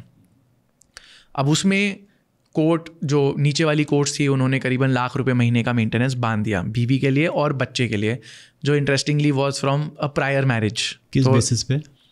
So they calculate and they say, okay, वही again 1/5 to 1/3 of your but ये लॉजिक क्या है? मतलब अगर एक लड़की लिए क्वालिफाइड है और अपना कमा सकती है, रह सकती है, then why should she get the alimony? The logic which is used by the courts of law is that even if she can, if she is not, she deserves the right to live at the same level of luxury and comfort as she would have if she would have been living with the husband. But she chose to leave him now. So when you leave the guy, you leave that Antilla or whatever you have in abundance. ये तो बहुत गलत हो रहा है। तो husband के वकील ये चीज़ बोलते हैं कि वो अपनी खुद की मर्जी से छोड़ के गई है, तो फिर क्यों? तो बीवी के वकील उस टाइम पे ये बोलते हैं, एंड इंटरचेंजेबली ऑब्वियसली, राइट। बीवी के वकील फिर ये बोलते हैं कि जी इसलिए छोड़ के गई क्योंकि टॉर्चर हो रहा था, तो टॉर्चर हुआ तो छोड़ के गई, इसी वजह से मैं अब अलग रह के मैं वही सेम लाइफस्टाइल, कंफर्ट, कन्वीनियंस चाहती हूँ। सो अपने आप कमाओ और जियो। वाई शुड आई पे for your like shock and जो अब आपकी फैंटेसीज हैं? वेल, अब यही एक आयरनी है इंडियन जस्टिस सिस्टम की when it comes to marital disputes. अगर आदमी कुछ भी नहीं कमाता, एंड मेरे पास ऐसे केसेस हैं, आदमी विकलांग है, बेघर है, किसी आश्रम में रह रहा है, बीवी केस फाइल करती है, और एक तो क्लाइंट था, ये सब के अलावा लिवर फेलियर है, बेयरली एबल टू सर्वाइव, बीवी फाइल करती है केस कि जी मुझे तो भरण पोषण के लिए पैसा चाहिए। आदमी कहता है मेरे पास तो लेजिटिमेट कुछ नहीं है, आप सब कुछ खोल खाल के देख लो। कोर्ट कहती है एज अ मैन आपकी ड्यूटी है कि आप अपनी बीवी को मेंटेनेंस दोगे। तो जहाँ पे आपके पास कुछ भी नहीं है और आप कुछ भी नहीं कमाते हो और आप बिल्कुल बेघर बेरोज़गार हो, तो भी आप जी 4,000 रुपये महीने के दो। एंड उस मोमेंट में उस आदमी के लिए, जिसके लिए हैंड टू माउथ 2 रुपये बस की टिकट के नहीं है, उसको 4,000 रुपये हर महीने के देना is like a death sentence. ये भी होता है। The other bigger part of the irony is कि अगर आदमी से फॉर एग्जांपल 2 लाख रुपए महीने के कमाता है, तो वो कहता है ठीक है जी मैं दे देता हूँ 4,000 रुपये या 5,000 या 10,000 की बीवी। अब उसमें लॉजिक क्या होता है कि कुछ भी हो जाए, बीवी स्टार्व एंड होमलेस नहीं होनी चाहिए, should not be dying of starvation, vagrancy नहीं होनी चाहिए, एंड तो ये लॉजिक यूज़ करके कोई कुछ भी नहीं है तो भी वो दे से कि आप कमाओ नहीं तो जेल जाओ, ये 4,000 रुपये देने के लिए। ऑन द अदर हैंड अगर कोई हस्बैंड कहता है ठीक है मैं वेग्रेंसी प्रिवेंट करने के लिए मैं देने को तैयार हूँ, वहाँ पे कोर्ट कहती है नहीं, the logic is that same level of comfort, convenience etcetera. तो इसलिए अगर आप 2 लाख रुपये महीने के कमा रहे हो, anywhere between 1/5 to 1/3 taking into consider, ऐसा कोर्ट बोलती नहीं है 1/5 to 1/3, नॉर्मली कोर्ट कहती है 1/3, बट उसको हम कहते हैं मिटिगेटिंग फैक्टर्स। लॉयर्स कहते हैं कि भाई मेरे अगर खर्चे हैं, मैं अपने माँ बाप का ख्याल रख रहा हूँ, अब बेटा या बेटी मेरे साथ रह रहे हैं, या फिर मेरे कुछ लाइक एक्सेप्शनल मेरा मे बी एजुकेशन लोन है जिसको मैं रीपे कर रहा हूँ, so few things like this. तो it's like tax planning, like 30% we have to pay as tax, but do we really pay 30%? Not really, because there are expenses that we can show professionally. There are, other things that we can, claim deductions on. तो similarly, husband भी दिखाता है legitimately so कि भाई मेरे ये सारी challenges हैं. तो उसकी वजह से I say from my experience कि between 1/5 to 1/3 of your net income आपको जो है करनी पड़ेगी. तो similarly between 40 to 70,000 आपको जो है देना पड़ जाएगा to the wife as maintenance in these kind of situations. देखिए, to a certain extent I wouldn't say that बिल्कुल unjust है, क्योंकि दिक्कतें होती हैं जहाँ पे बीवी बिल्कुल कुछ नहीं कमाती, राइट? वो घर, मतलब उसने एक्टिवली एजुकेशन छोड़ी, वर्क प्लेस छोड़ा, सब कुछ छोड़ा कि भाई मैं एक फैमिली वुमन बन के घर पे रहूँगी और मैं ध्यान रखूँगी बच्चों का. over here I'm like interrupting over here. जो बीवी के फादर थे या जो उसकी फैमिली थी, क्या उनकी जिम्मेदारी नहीं है कि take care of their daughter? या फिर ये बात हो कि भाई अब शादी हो गई so it's outsourced? This is definitely a big unfair thing that happens with men. मुझे जो दिखता है वो ये है कि जी, लड़की के पैदा होते ही वो किसी ना किसी आदमी की रिस्पॉन्सिबिलिटी बनी जाती है.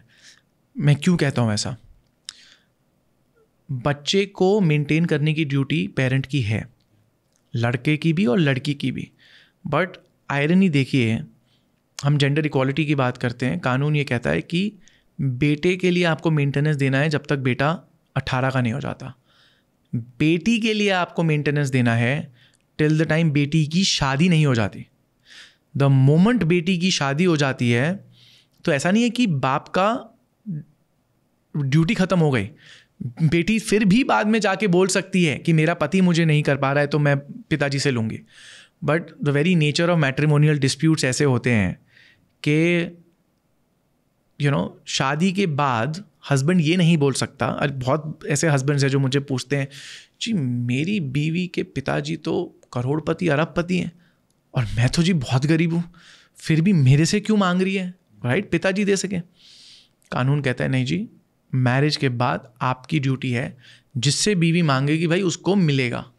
तो अगर आप पति हो, इररिस्पेक्टिव ऑफ कि पिताजी आपके ससुर जी, राइट, आपके बीवी के जो पिताजी हैं वो कितने भी अमीर क्यों ना हो, बीवी ने आपके खिलाफ केस फाइल किया है ना जी, चाहे अब आप भूखे मर रहे हो, हमें नहीं पता जी, आप तो दोगे. और नहीं दोगे कि जी पैसा नहीं है, मैंने तो दान कर दिया, मैंने मम्मी को दे दिया, मैंने ट्रस्ट बना दिया. None of these things work. Court कहती है हमने जी पुराने बैंक स्टेटमेंट्स, इनकम एफिडेविट, सारी चीज़ों को कंसिडर करके हमने थोड़ा टाइम ज़रूर लगाया, कभी 2 महीने, कभी 6 महीने, कभी 2 साल 3 साल. अच्छा वकील होता है वो और खींच देता है, कई बार मेंटेनेंस नहीं ग्रांट होती है, राइट, क्योंकि बीवी कमा रही है या पोटेंशियल है.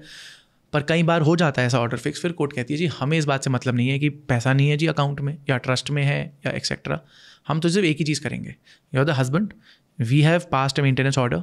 जब बीवी एग्जीक्यूशन एप्लीकेशन लगाएगी फॉर दैट मेंटेनेंस ऑर्डर, हम कहेंगे एक तो हम कोशिश करेंगे कि जी आपके एसेट्स को पकड़ें, वो पर सबसे आसान काम है जज के लिए बोलना आप पैसे दो नहीं तो आज हम आपको जेल में डालेंगे. And it's not an empty threat. बहुत हस्बैंड्स हैं जो कहते हैं जी मैं तो बिल्कुल ही ख़त्म. कोर्ट कहती फिर जाओ जेल. एंड उसमें भी देवर्स जी कई बार लोग बोलते हैं हाँ ठीक है मैं चले जाऊंगा जेल, कितने दिन के लिए जेल भेज देंगे, मैं तो नहीं दूंगा अपनी बीवी को पैसा. बिकॉज बहुत सारों को ऐसा होता है कि like physical mental torture they face by the wife, उसके बाद बीवी और केस पे केस कर रही है और फिर कह रहे हैं उसी को मैं पैसे दूँ, मैं जेल चला जाऊँगा. मैं समझाता हूँ कि जी ऐसा नहीं है कि आप 4 दिन या 1 महीने के लिए जेल जा रहे हो. Every months maintenance payment default is a breach, जिसकी वजह से you will continue in custody. तो आप टेक्निकली इनडेफिनेटली जेल में रह सकते हो अगर आप पेमेंट नहीं करते हो. बट एक्चुअली प्रैक्टिकली कोर्ट में क्या होता है, मेंटेनेंस ऑर्डर पास हुआ, इमीडिएटली जज जेल नहीं भेजना चाहता, क्योंकि जज को पता है कि फिर हस्बैंड की भी ना बदतमीज़ी बढ़ जाती है. उसको हफ्ता भर भेज दिया तो फिर और वो गायब सा रहता है, फिर डेट पे डेट लग रही है, पुलिस वाले चक्कर काट रहे हैं, जज भी खड़ा होके, फिर तो जज क्या बोलता है जी चलो आपके खिलाफ हमने फॉर एग्जांपल 20,000 रुपये महीने का मेंटेनेंस ऑर्डर पास कर दिया. अब आपके आज तक के अरियर्स बन गए जी 2 लाख रुपये पिछले 20 महीने, जो भी 10 महीने में. अब जी आप बताओ आज की आज में आप दे रहे हो नहीं दे रहे हो, कितने दे रहे हो? तो फिर हस्बैंड अगर ये बोलता है ना, जनाब मैं अभी मेरे पास जी 40,000 है, मैं दे सकता हूँ, तो कोर्ट इज़ लाइक चलो ठीक है अभी 40,000 और आप एक अंडरटेकिंग दो कि अगले 3 महीने में आप बाकी क्लियर करोगे। फिर हस्बैंड अंडरटेकिंग देता है, फिर जज नोटिस इशू कर देता है। तो करते कराते जज भी थोड़ा सा इसको बिट्स एंड पीसेस में करते, क्योंकि उनको पता है एक बार डाल दिया जेल में तो फिर हस्बैंड की भी बदतमीज़ी थोड़ी ज़्यादा बढ़ जाती है। सो बट प्रैक्टिकली स्पीकिंग अगर ये चलता है तो डिफ़िकल्टी तो मतलब इन सिचुएशन में है। अमीश भाई, आज की डेट में when both of them are working, या फिर द मैन सेज कि नहीं यार I will take care of the baby, I will manage the home, the Ki and Ka concept, and you go and work, and then tomorrow something goes wrong, तो भी पति की जिम्मेदारी है। ये क्या हो रहा है? मेरे हिसाब से डीपर इश्यूज क्या है, एक तो इंसेंटिव बेस्ड सिस्टम है, राइट।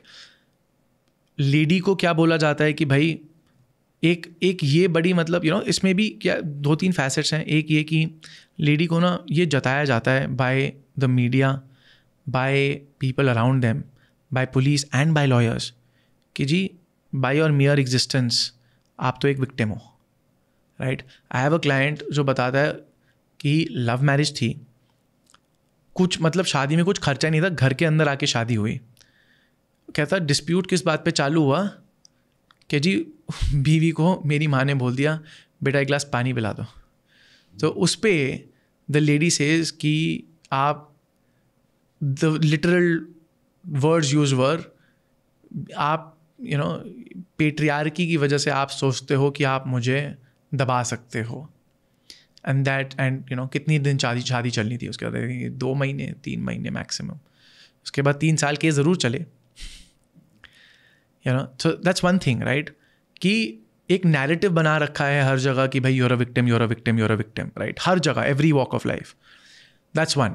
नंबर 2 इज़ औरतों को ये बताया जाता है कि आपको भाई कोई भी झूठा केस करना है आप करो, आपके ऊपर कोई रेपरकशन नहीं है। एंड सैडली कोई लेडी पूछती भी अगर मुझसे भी as she consults me and she says okay अगर मैं झूठे केस कर देती हूँ फॉर एग्जाम्पल तो मेरे खिलाफ कुछ हो सकता है। एंड मैं बस अगेन स्टैटिस्टिकली मैं बताता हूँ कि भाई 1 in 10,000 cases as a woman specially, as a man maybe अगर आप एज अ मैन आप झूठ बोलते हो 1 in 1,000 केसेस फॉर परजरी आपको शायद जेल होएगी। As a woman 1 in 10,000 cases. और क्या है, जब भी मैं ये बात बोलता हूँ अगेन इंटरनेट पे, अरे इस वाली केस में इस वाली कोर्ट ने इस वाली लड़की को इस झूठे केस में इतने दिन के लिए जेल भेजा। एंड आई से ओके अगेन एक केस आपने आज पढ़ लिया, एक केस आपने 3 महीने पहले पढ़ लिया। पिछले 90 दिन में जितने झूठे केस में अक्विटल हुआ उसमें कितने केसों में आदमी को या औरत को भाई कोई भी सेंटेंस हुई है जहाँ पे ब्लेटेंटली कोर्ट कहती है भाई completely false fictitious allegations, false allegations, and which the husband और whoever has concretely through evidence shown कि भाई these are false allegations, उसमें कितने लोग एक्चुअली जेल गए हैं।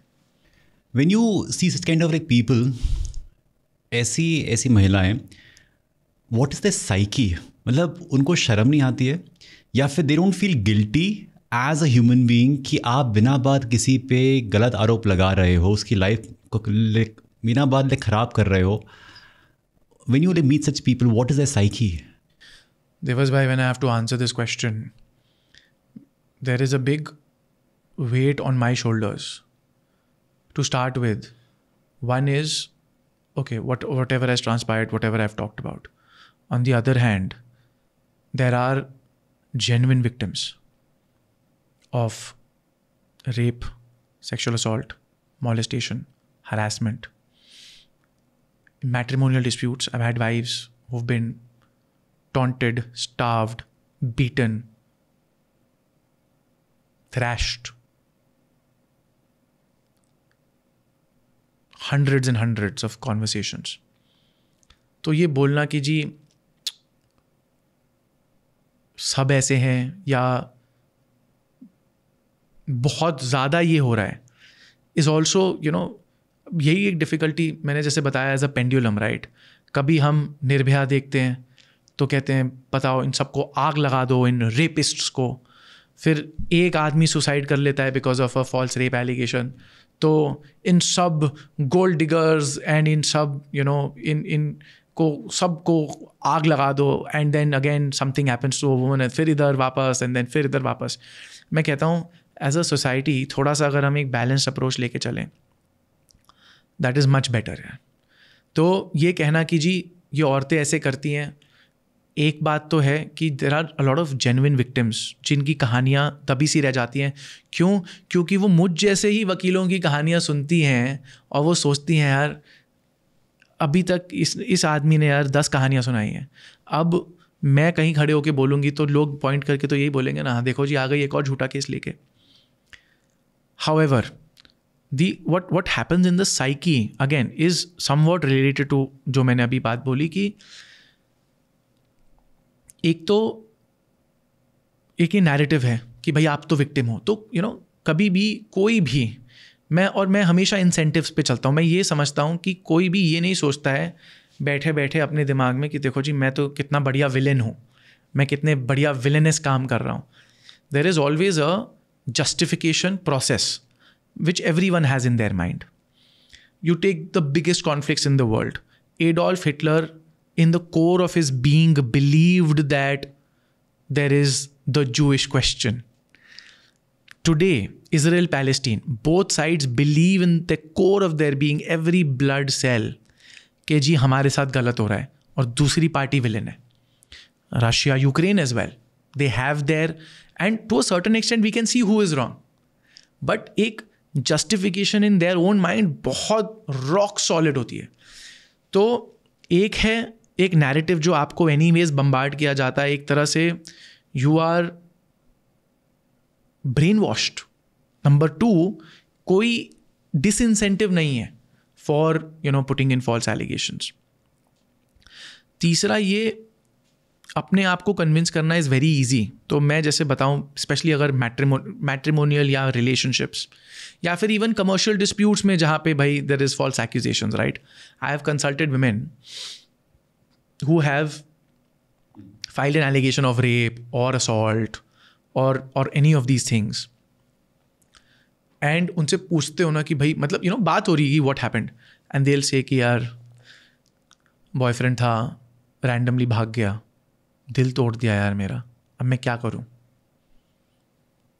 सड़क पे डिस्प्यूट हो रहा था, वो इतनी बदतमीज़ी से बात कर रहा था, 100 लोग देख रहे थे, और I felt like I am crushed, टूट चुकी थी मैं वहाँ पे, आंसू निकल रहे हैं, मैं क्या करूं.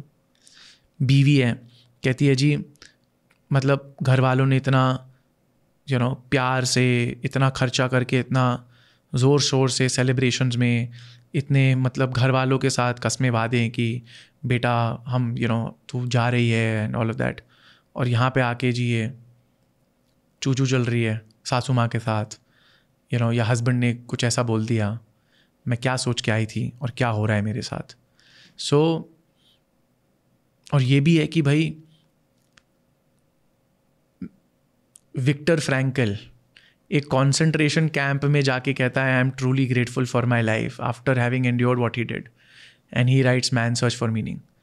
और कोई spoiled brat, not necessarily women but just for the context, right, कोई स्पॉइल्ड ब्रैट कहता है कि जी यार मेरे पिताजी ने मुझको हमेशा इतना ऐसे फूलों पे रखा, तो जी अब मेरी ज़िंदगी उन्होंने बर्बाद कर दी, right. It's always about the context and the suffering of one person in their own mind.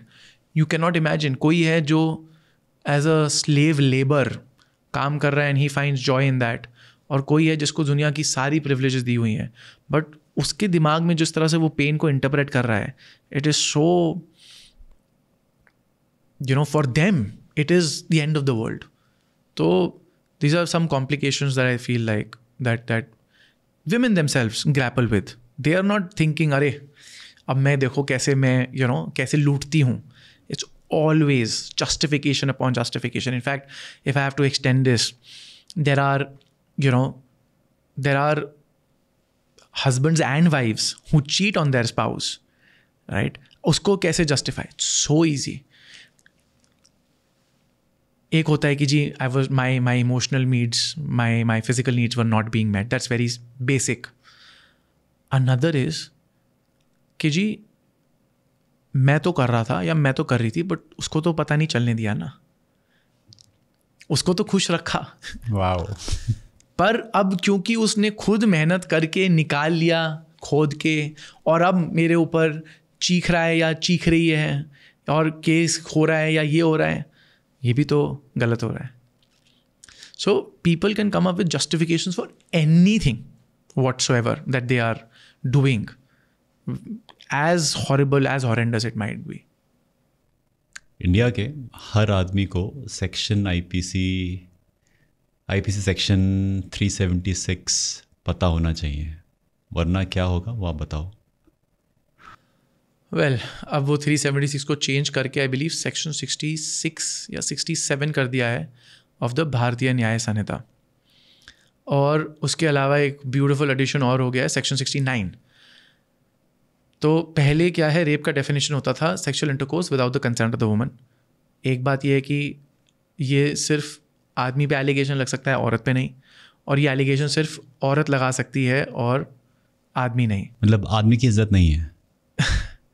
Well you know इसके ऊपर काफ़ी डिबेट हो चुकी है, और लॉ मेकर्स कहते हैं कि in the overall scheme of things, चाहे may be men may be victims of sexual assault, but हम उसको रेप का एक कैटेगरी में नहीं ऐड करेंगे, और साथ में हम फिर सिमिलरली कोई सिवियर पनिशमेंट नहीं लगाएंगे. तो दिस इज़ वन एस्पेक्ट. अब पहले होता था sexual intercourse without the consent. 2013 में तो उसको काफ़ी वाइड स्कोप कर दिया. उससे पहले तो होता था the man inserts his पीनस into the vagina of the woman. पर फिर निर्भया केस में जब एक रॉड इंसर्ट करी गई, तो यू नो 2013 के क्रिमिनल अमेंडमेंट एक्ट में ये बोला गया any object in any orifice, because even when forcible oral sex was being done तो उसको भी रेप नहीं कहते थे. तो फिर रेप का जो डेफिनेशन है उसको काफ़ी एक्सपैंड किया गया, और ये सारी चीज़ें इंक्लूड करी गई. वो भी सारी BNS में आई हैं. पर पार्लियामेंट ने एक और नया कैटेगरी निकाला है ऑफ एन ऑफेंस, जिसमें ये कहा गया है कि भाई अगर आपको एक फॉल्स प्रॉमिस टू मैरी दिया गया है, या फिर आपको प्रॉमिस ऑफ प्रमोशन, जॉब और प्रमोशन दिया गया है, और सम सॉर्ट ऑफ इंसेंटिव आपको फॉल्स प्रॉमिस किया गया है, और उसके बाद आप सेक्सुअल इंटरकोर्स करते हो विच वाज नॉट रेप.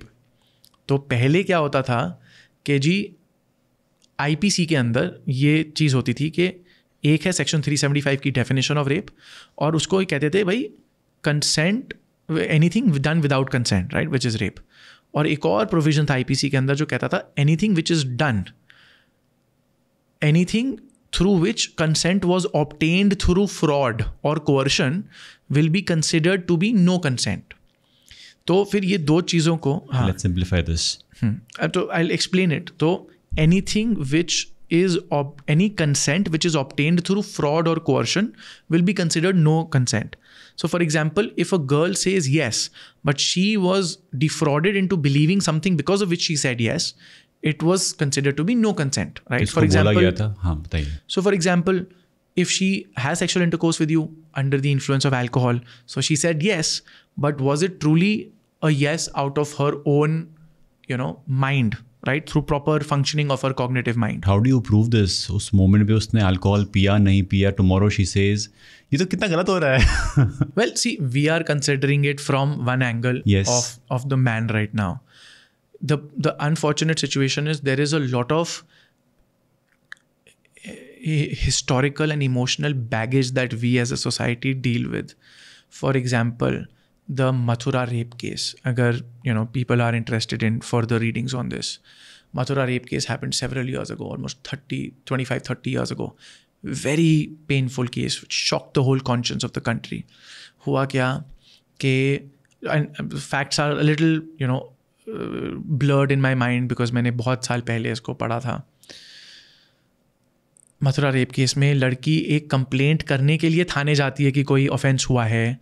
थाने में पुलिस ऑफिसर्स उसको बंद करके दे commit rape upon her, and बाहर उसका कोई रिलेटिव या उसका कोई फ्रेंड लड़की का खड़ा होता है पुलिस स्टेशन के बाहर, और लड़की बाहर आके बोलती है कि मेरे साथ रेप हुआ, इन्होंने दे फोर्स देमसेल्व्स ऑन मी। तो ट्रायल चला और इसी बात पे अक्विटल हुआ कि जी लड़की के साथ अगर रेप हो रहा था तो वो चीख क्यों नहीं रही थी, वो चिल्ला क्यों नहीं रही थी, तो आदमी को बाहर खड़े हुए आवाज़ें क्यों नहीं आ रही थी।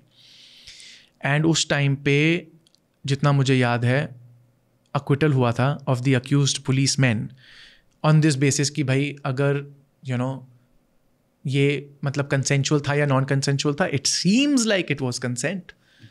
बट फिर यही बात हुई कि even if it was consensual, but that consent was obtained because of force, because of pressure, because of the person being in authority. तो in fact Criminal Amendment Act 2013 में ये भी एक आया कि भाई if rape takes place by a person in authority over a subordinate, right? Hospital staff over a patient, right? And there were certain other examples given.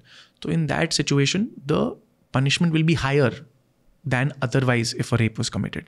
So these things, it's very easy for day-to-day people, and कोई आज बैठा हुआ कह रहा है हाँ यार देखो बहुत गलत केसेस हैं, ये तो कोई प्रूफ होना चाहिए। ये जो हिस्ट्री है हमारी पूरे देश में, मतलब इतना इसके ऊपर वो हुआ था, एंग्स्ट हुआ था, लोग कह रहे हैं भाई रेप हुआ है बट लड़की की क्योंकि आवाज़ें नहीं आई इसलिए आपने अक्विटल कर दिया। ये कहाँ का इंसाफ? आई एग्री विद दिस कि ऐसे बहुत सारे केसेस हैं हमारे in the past and law should be in their favour, I understand. My concern is कुछ लोग जो सब कुछ सही होता है उसके बावजूद they will misuse it to their advantage. I have a challenge, I have a concern कि वो तो गलत है या नहीं है? गलत है, एब्सोल्युटली गलत है। एंड कोई भी कहता है ना कि जी गलत है, सिस्टम शुड चेंज, मैं कहता हूँ कि अगर हम सिर्फ कुछ स्टेप्स ले लें तो उससे सिस्टम में ड्रास्टिक इम्प्रूवमेंट आएगा। कपल ऑफ थिंग्स जिसकी वजह से these false rape cases become a 100 time bigger problem. एक तो ये है कि जी immediate arrest in almost all of these, especially rape cases. मैं कहता हूँ why do you want to immediately arrest the person in a rape case? Especially if it's say false promise to marry. False promise to marry भाई पहले ये कह रहा था 2 साल से हमारा रिलेशनशिप था, आज मना कर रहा है। Do you really need to take the person into custody? That is abhorrent. Number 2, एक preliminary inquiry into the version of the accused person, आदमी औरत whoever, should take place. Problem ये है जो मैंने पहले मेंशन किया था, अगर रिपोर्ट बना दी कि जी इनोसेंट है तो जी उंगलियां उठती हैं, तो उस वाली सिचुएशन को साइड रख के आपको अक्यूज पर्सन के वर्जन को, उसके एविडेंस को कंसिडर करना चाहिए। उस पर एक प्रॉपर डॉक्यूमेंटेड रिपोर्टिंग होनी चाहिए कि this is what was presented to us by the accused and we are considering it and then we are taking steps. होता क्या है इस देश में? कंप्लेंट गई, and this is not just women, there are several other narcotic drugs, right? Scheduled Caste, Scheduled Tribes Act, SC/ST Act is also horrible. Again, it was needed in the past and it is needed now. The oppression of the minority communities. But for a person of the SC/ST community to say कि जी मेरे को XYZ terms बोले in public, that is enough to land a person in jail. और वही एक section जो मैंने बताया था कि बेल, जैसे NDPS में मैंने बताया सेक्शन 37, SC/ST एक्ट में ये लिखा है कि एंटिसिपेटरी बेल अलाउड ही नहीं है। तो जैसे ही आपके खिलाफ ये एलिगेशन लगी कि आपने इस कम्युनिटी के पर्सन को XYZ बोला in public in front of any 1/3 person, immediate arrest, no anticipatory bail. उसमें भी फिर सुप्रीम कोर्ट आके बोलती है जी ये इज़ टू मच, हम कंसिडर कर सकते हैं। अगर कोर्ट को लगता है कि बिल्कुल ही झूठा केस है तो we can intervene and we can give anticipatory bail, you can not restrain us. So again accused के वर्जन को, पक्ष को थोड़े भाई 5 मिनट सुन लो, सीधा पकड़ो मत। अब problem is again incentive, right? Police वाले को एक तो जी उंगली उठेगी, दूसरा है कि जब तक हम पकड़ने नहीं भागेंगे ना तब तक जी अक्यूज पर्सन की जेब से हमारे लिए ब्राइब्स नहीं निकलते। जब हम पकड़ने के लिए भागेंगे तो accused person may be 5 lakh 2 lakh जो भी उसके बजट, जो भी उसकी औकात है, उसके हिसाब से वो पैसा निकाल के हमको देगा। फिर हम कहेंगे चल ठीक है, आज नहीं अरेस्ट कर रहे, अब तू लगा ले बेल। तो इसी बात के उन्होंने भाई they are providing a service to you, right? अगर इन चीज़ों को हम थोड़ा सा सॉर्ट आउट कर सकें there will be huge benefits and ये फॉल्स केसेस का जो कल्चर है ये काफ़ी ड्रास्टिकली नीचे जाए। तीसरा है भाई पनिशिंग द फॉल्स अक्यूज़र, अगर एक होता है कि ठीक है जी there was not enough proof तो हम अक्विटल कर रहे हैं, बिकॉज क्रिमिनल केसेस में प्रूफ बियॉन्ड रीजनेबल डाउट चाहिए, ठीक है, और कई बार अक्विटल हो जाता है क्योंकि maybe there is a suspicion he did it but we can not concretely prove it, ठीक है। इतनी बार क्लियरली कॉन्क्रीटली प्रूव हो गया कि जी आदमी ने झूठा केस ही डाला है, तो उस फॉल्स अक्यूज़र को, देखो जी कानून तो है, malicious prosecution, perjury, these are offenses which are there. पर again, 1 in 10,000 cases a person goes to jail for filing a false accusation. तो एक पूरा एक इकोसिस्टम बन गया है, आप झूठे केस करो, आपको आपके वकील बताएंगे जी कोई दिक्कत नहीं है, आप चौड़े होके बोलो हाँ जी मैंने झूठा केस किया है तो भी कोर्ट कहती है अरे अब मतलब इसको जेल भेजें, तो जी पुलिस ने पहले अरेस्ट किया इस अक्यूज्ड को, इसके खिलाफ सालों तक हमने केस चलाया, इसको हमने प्रिज्यूम्ड गिल्टी मतलब at least in terms of the operation of the process court में खड़ा कराया, हाँ भाई कौन तुम हो मुजरिम, तुम हो अक्यूज्ड, आओ हाजिरी लगाओ जाओ, सालों बर्बाद, पासपोर्ट रिन्यूअल में इतनी दिक्कत होती है, you know like government service में there is a criminal case pending against you, you know इतना वो अक्विटल के बाद क्या आपको रेपरेशंस मिलते हैं फॉर एनी ऑफ दिस, नहीं, बट जब केस चल रहा होता है ना तो कोर्ट कहती है हाँ हाँ you are innocent until proven guilty, and you know we are not, I mean थोड़े दिन के लिए तुम जेल गए पर उसमें हमारी क्या गलती, थोड़े दिन के लिए ठीक है तुमको गवर्नमेंट सर्विस में दिक्कत है, and you no this is I mean if I talk about it, आपको दुश्मनी निकालनी है किसी पड़ोसी से और वो गवर्नमेंट सर्विस की तैयारी कर रहा था, easiest thing in the world is कोई भी बकवास केस कोई भी डाल दे एंड उस बेचारे का करियर मतलब ख़त्म होने को हो जाता है, right. It is incredible how these things work. And on top of that, one last thing मैं कहता हूँ, एक चौथी चीज़ मैं कहूँगा, पुलिस ऑफिसर्स जो अक्यूज़ के एविडेंस को completely डिसरिगार्ड कर रहे हैं या फिर फॉल्स केस में असिस्ट कर रहे हैं, साफ साफ जजेस को दिखता है, पर अगेन कहते हैं जी आज अगर मैंने इस पुलिस ऑफिसर को झूठा केस फ्रेम करने के लिए मैंने जेल में डाल दिया, सस्पेंड कर दिया या करवा दिया, तो जी पुलिस फोर्स अगले दिन बोलेगी ठीक है जी हम क्यों करें अपना काम, तुम हमको इस तरह से करोगे। सिमिलर विद विक्टिम्स, अगर कोई बोलता है कि पब्लिक में डिबेट चलता है कि why do we not punish false accusers, तो जी स्पेशली फेमिनिस्ट ब्लॉक से ये आवाज़ उसी टाइम इमीडिएटली आती है कि अगर हम फॉल्स अक्यूजर्स पनिशमेंट प्रोसेस को हम थोड़ा सॉलिडिफाई करेंगे तो जेन्युइन विक्टिम्स आगे आने से डरेंगी कि जी अगर हमने केस किया और बाई चांस अक्विटल मिल गया लड़के को तो वो हमारे पीछे पड़ेगा और हम जेल जाएंगे जी।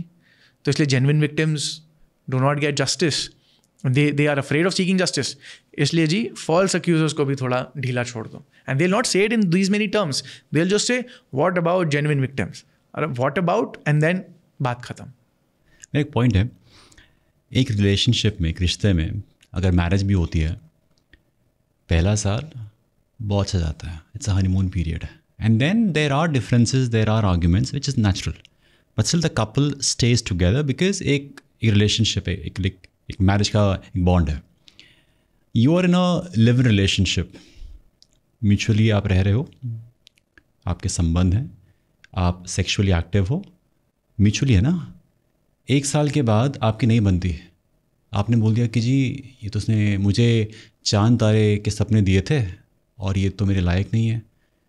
सो इज़न्ट दिस अगेन अनफॉर्चुनेट, क्योंकि आज ऐसा हो रहा है, मैं बात उनकी नहीं कर रहा हूँ जो कि जेन्युइनली विक्टिम्स हैं, यहाँ पे बात हो रही है उन लड़कियों की जो कि बहुत स्मार्ट खेल जाती हैं, एंड जो लड़का है उसका तो हो गया।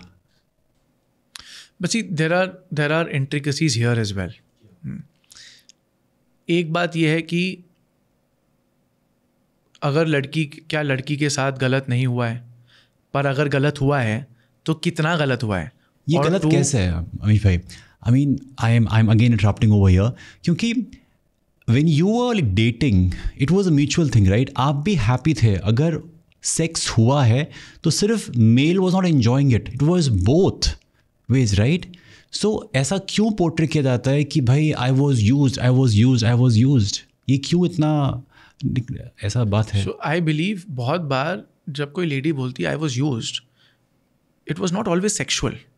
It was to a much bigger extent the emotional use that the girl is lamenting. उसमें the unfortunate part is that देखिए जी आदमी भी यूज़ होता है, especially emotionally, right? Ladki bhi to a certain extent in every relationship, right? But obviously when you say use, it has a little bit of a negative connotation, right? You're both relying upon each other for emotional support and for kind of, trying to take things forward. Problem ये होती है कि एक तो जी life में everything is not supposed to be fair, right? A relationship did not work out, तो that is also not fair. But इसका मतलब ये नहीं है कि जी आप कुछ स्टेप्स लो. मैं कहता हूँ अगर आपको लेने भी है ना, तो कई बार मेरे पास लड़के आके बोलते जी मेरी गर्लफ्रेंड ने मेरे को चीट किया, मैं क्या कर सकता हूँ. तो एक चीज़ कर सकते हो. अब लड़की भी वो चीज़ कर सकती है. वो क्या है, मैं कहता हूँ ठीक है, इट इज़ वेरी क्रेजी कि भाई चीज़ें नहीं चली तो फॉर द इमोशनल अबैंडनमेंट और कुछ नहीं तो जी आप रेप केस डाल दो. लड़का तो ऑब्वियसली वो डाल नहीं सकता. कुछ साल पहले एक लड़की ने 2 करोड़ रुपए का सिविल सूट डाला, कॉम्पनसेशन सिविल सूट डाला अपने एक्स बॉयफ्रेंड के खिलाफ. And I thought it's such a beautiful thing.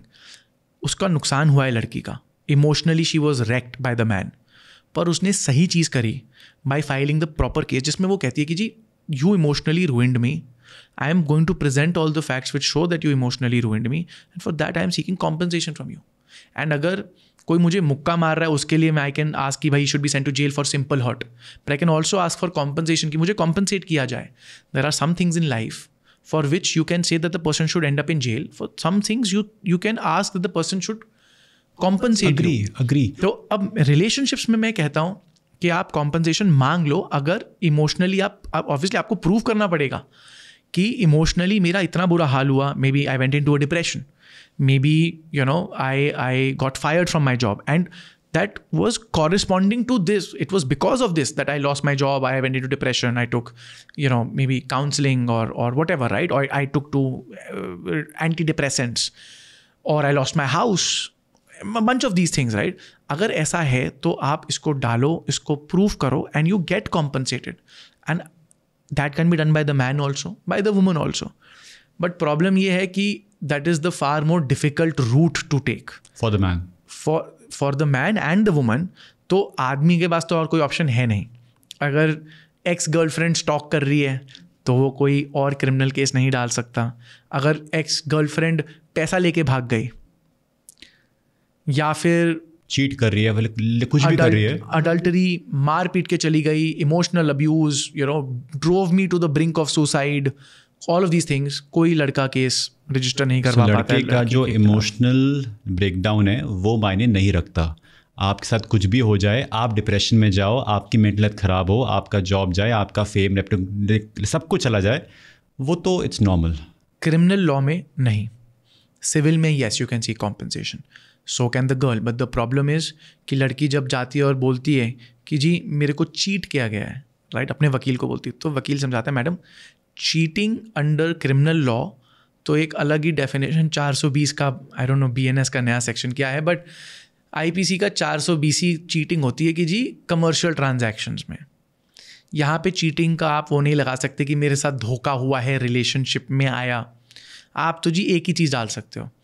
ये भी नहीं कह सकते the man said I love you झूठा and then I had sex with him. ना, that's also not an offence. The only thing which is an offence is कि आप बोलो कि जी इसने ही try to have sex with me, मैंने बोला नहीं, देन ही टोल्ड मी कि no we are about to get married, so it's okay we have sex right now, and then I agree to have sex with him. That is the only condition in which आपके boyfriend के खिलाफ ये जी 376 हम लगा पाएंगे, और कोई भी सर्कमस्टांस नहीं. या फिर कभी कभार कि जी वही प्रमोशन के लिए, या फिर जी हम साथ में बैठे थे एंड उसने मुझे कुछ मतलब कुछ अल्कोहल पिला दिया या something like he drugged me and then he forced himself on me. Something you must say where you must show कि at the very inception there was no consent of yours for this thing. अब शादी का झूठा वादा angle becomes much more dangerous because बाकी चीज़ों में, जैसे फॉर एग्जाम्पल भाई I was drugged, I was intoxicated, the girl after the breakup, after 6 months, 12 months, 24 months, the girl comes and says ke bhai intoxicated or etc. So then her credibility of her version goes down significantly. Why did you take so much time to come? But the beauty and the ugliness of earlier false promise to marry 376 में अब 69 BNS is that लड़की जी 2 साल 5 साल 10 साल बाद भी आके बोल सकती है कि जी मेरे साथ शादी का झूठा वादा करके, आप कोई प्रूफ नहीं चाहिए, कोई प्रूफ ऑफ कम्युनिकेशन कुछ भी नहीं चाहिए, लड़की बोल सकती है जी शादी का झूठा वादा करके किया, अब मना कर रहा है, या मैंने रीच आउट किया उसने कहा नहीं करनी, तो जी अब इस्टेब्लिश हो गया कि वो जो वादा था वो झूठा था। अब उसमें क्या है, एंटिसिपेटरी बेल लो, कोर्ट में धक्के खाओ, अपना प्रूफ लगाओ। कई बार तो जी कमर्शियल डिस्प्यूट था, कुछ था ही नहीं, कभी सेक्सुअल इंटरकोर्स नहीं हुआ, फिर भी जी आप इस केस को लड़ो। But at the end of it मतलब फिर ये जो फॉल्स प्रॉमिस टू मैरी वाले केसेस होते हैं, एंड क्या है ना, in general also most cases in India में, कोई लोग कहते हैं ना कि बड़ा ख़राब सिस्टम, बड़ा ख़राब, देखो कुछ चीज़ें अच्छी भी हैं। जैसे फॉर एग्जांपल कोर्ट जब एविडेंसेस में जाती है ना तो सारी चीज़ों को बहुत ढंग से परखती है। ऐसा नहीं है कि अच्छा चलो ओ रेप केस हो कन्विक्शन ही करो। प्रॉब्लम है जिस तरह से पुलिस डील करती है। सो मैं कोई अगेंस्ट नहीं हो रहा, मेरा पॉइंट ये है कि सिर्फ just because being a feminist makes you look cool on social media, नहीं बॉस, अगर आपको लगता है कि the male has gone through something, I remember you were like fighting for a case, Sarvjeet was the guy, yes, yeah, thank you for doing that. Sure, but it's atrocious यार। आज तक if you could give a backdrop, तो मैं यही बताता हूँ जी, I mean इससे ख़राब क्या कोई आदमी क्या गुजरेगी। अगर आज के दिन पे आप गूगल सर्च करो दिल्ली का दरिंदा, तो आपको जी मेरे क्लाइंट की ये फ़ोटो मिलेगी। एंड यही था, it was a very small traffic light dispute. This lady who's part of a civil service movement, civil society movement, says कि जी आप जो ये लेफ़्ट टर्न आप नहीं फ्री ले सकते। एंड माय क्लाइंट सरदार जी कहते हैं कि जी मैं ले सकता हूँ लेफ़्ट टर्न फ्री, आप क्यों बीच में आ रहे हो? कहती नहीं ले सकते। कहते मैं तो जी लूँगा, आपको जो करना है करो। और उसमें वो lady, and there are, and this is obviously my version, my clients, but we have several witnesses, unbiased independent witnesses who are standing nearby, this exact conversation took place.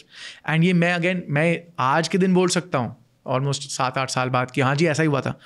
There is a YouTube video इस incident के अगले दिन जो internet पे आज तक पिछले 8 साल से प्रेवलेंट है। एक आदमी आता है, एजेड जेंटलमैन, वो कहता है जी मैं यहाँ थाने आया हूँ, और उसको फिर क्योंकि तो पूरी कहानी है, वो आदमी आज तक वो वीडियो एग्जिस्ट करती है। वो आदमी कहता है मैं आज थाने आया हूँ क्योंकि मैं और मेरी बीवी हमारे स्कूटर पे बैठे हुए थे इस आदमी के बिल्कुल पीछे, और ये लेडी चीख रही है कि तुम नहीं ले सकते लेफ़्ट, और वो कह रहा है मैं तो लेफ़्ट लूँगा। सिर्फ इतना हुआ है। और हमने फिर कल रात को न्यूज़ में देखा, लड़की कह रही है मेरे को छेड़ रहा था, और मैं और मेरी बीवी, हमारा कॉन्शियस इतना शॉक्ड था, हमको इस आदमी के बारे में कुछ नहीं पता, पर हमको क्योंकि न्यूज़ पता चली और हमको पता चला ये थाना है, तो हम आए और मैं अंदर घुस के मैंने पुलिस वाले को बोला कि साहब मेरा स्टेटमेंट लिखो, मैं विटनेस हूँ, मैं बता रहा हूँ मैं वहीं पे था, मेरा इससे कोई लेना देना नहीं है, CCTV दिखाएगी कि मैं वहीं पे था, और हम अपने अपने रास्ते जा रहे हैं, और मैं बता रहा हूँ कि सिर्फ ये हुआ है। लड़की कहती है आप लेफ्ट टर्न फ्री नहीं ले सकते, आदमी कहता है मैं लूँगा। उस पर लड़की ने उसकी फ़ोटो खींची और फिर ये डाला कि मेरे को छेड़ा, वेरी एब्स्ट्रैक्ट टर्म्स, इसको मुझे छेड़ा। एंड उसमें जी केजरीवाल साहब उसको प्राइज़ दे रहे हैं। There are various Bollywood actors and actresses saying support the cause. उसको विलीफाई करा जा रहा है। वो आदमी बताता है जी मैं मेट्रो में ट्रैवल करूँ, मैं कहीं भी जाऊँ, हर कोई आपस में gossip. Within 1 week of this incident happening नौकरी से निकाल दिया जाता है। अगली नौकरी हाफ सैलरी पे मिलती है क्योंकि कोई हायर करने को तैयार नहीं है। एक लेगेसी बन गई है जी ये लड़की छेड़ता है। And ultimately and the biggest travesty, बेचारे के फाइनेंशियल मीन्स नहीं है ज़्यादा, सो वकील भी अफोर्ड नहीं कर सकता। उस टाइम पे उसने एक सरकारी वकील जो फ्री में मिलता है डिफेंड के लिए, वो क्या, उसको इतने लोगों ने, ये आदमी आया कि जी मेरा मेरी बीवी ने देखा, उस लड़की के साथ और जो सिविल सोसाइटी वाले जो लोग थे उन्होंने व्हाट्सएप, लड़की कहती है मैं जी इस वाले चौक से आगे जा रही थी तो इस लड़के ने मुझको छेड़ा, जबकि वो वहाँ पे खड़े होके खुद of her own accord private citizen 5-10 और लोगों के साथ ट्रैफिक मैनेज कर रही थी। उसमें एक और इनकन्सिस्टेंसी, तो उन्होंने व्हाट्सएप चैट्स की, इस लड़की ने इस वाले नंबर से ग्रुप में डाला है, हाँ भाई टीम हम यहाँ खड़े होंगे और हम ये इतनी देर से इतनी देर हम ट्रैफिक मैनेज करेंगे। उसके अलावा there were other several other proofs that this client had, और उसने ये सारे प्रूफ्स अपने सरकारी डिफेंस लॉयर को दिए कि जी ये है मेरा एविडेंस।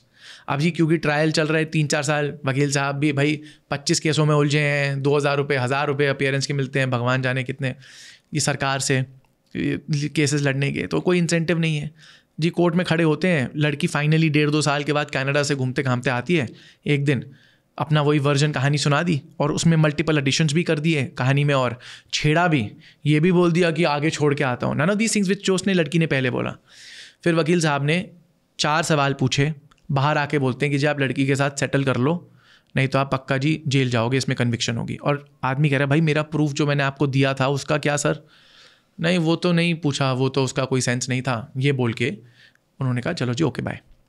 उस टाइम पे सरबजीत मेरे पास आता है, उसी सेम डे जिस दिन ये क्रॉस एग्जामिनेशन हुआ, और हमने लिटरली वो ही केम सैटरडे शाम को मेरे पास, मंडे सुबह हमने एप्लीकेशन लगाई कि लड़की को फर्दर क्रॉस एग्जामिनेशन के लिए रिकॉल कर। हमने 1 महीने के बाद नहीं, 1 साल के बाद नहीं, अगले दिन हमने कहा कि ये सारा प्रूफ हमने अपने डिफेंस लॉयर को दिया था, उसने नहीं क्रॉस एग्जामिनेशन करी, आप प्लीज़ लड़की को बुला लो। जज ने हमारी एप्लीकेशन डिसमिस करी, हम हाई कोर्ट गए, हाई कोर्ट कहती ठीक है लड़की पर वापस कनाडा चली गई है, आप उसके फ़्लाइट के टिकट के पैसे दे दो, मैं बुला लूँगा। हमने कहा जी 2 पैसे नहीं है हमारे पास खर्चे करने के लिए। और द प्रॉब्लम इज़ कि अगर हम ये प्रूफ नहीं कन्फ्रंट करते with the witness, criminal law में एक ये फंडामेंटल एक कॉन्सेप्ट है कि what ever proof you have, if you do not confront the prosecution witness with this proof, तो कोर्ट इस प्रूफ को बाद में कंसिडर नहीं करेगी। इसलिए ज़रूरी था कि उस लड़की को ये सारा प्रूफ से कन्फ्रंट करना था, और ये सारी चीज़ मैं लड़े जा रहा हूँ।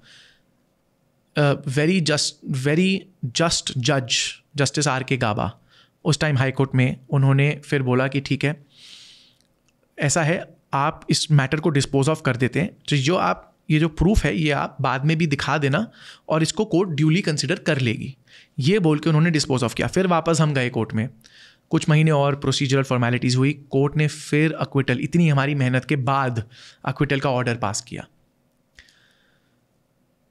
अक्विटल के बाद हमने कहा फॉल्स अक्यूज़र है, we should seek our remedies, पूरी ज़िंदगी ख़राब कर दी।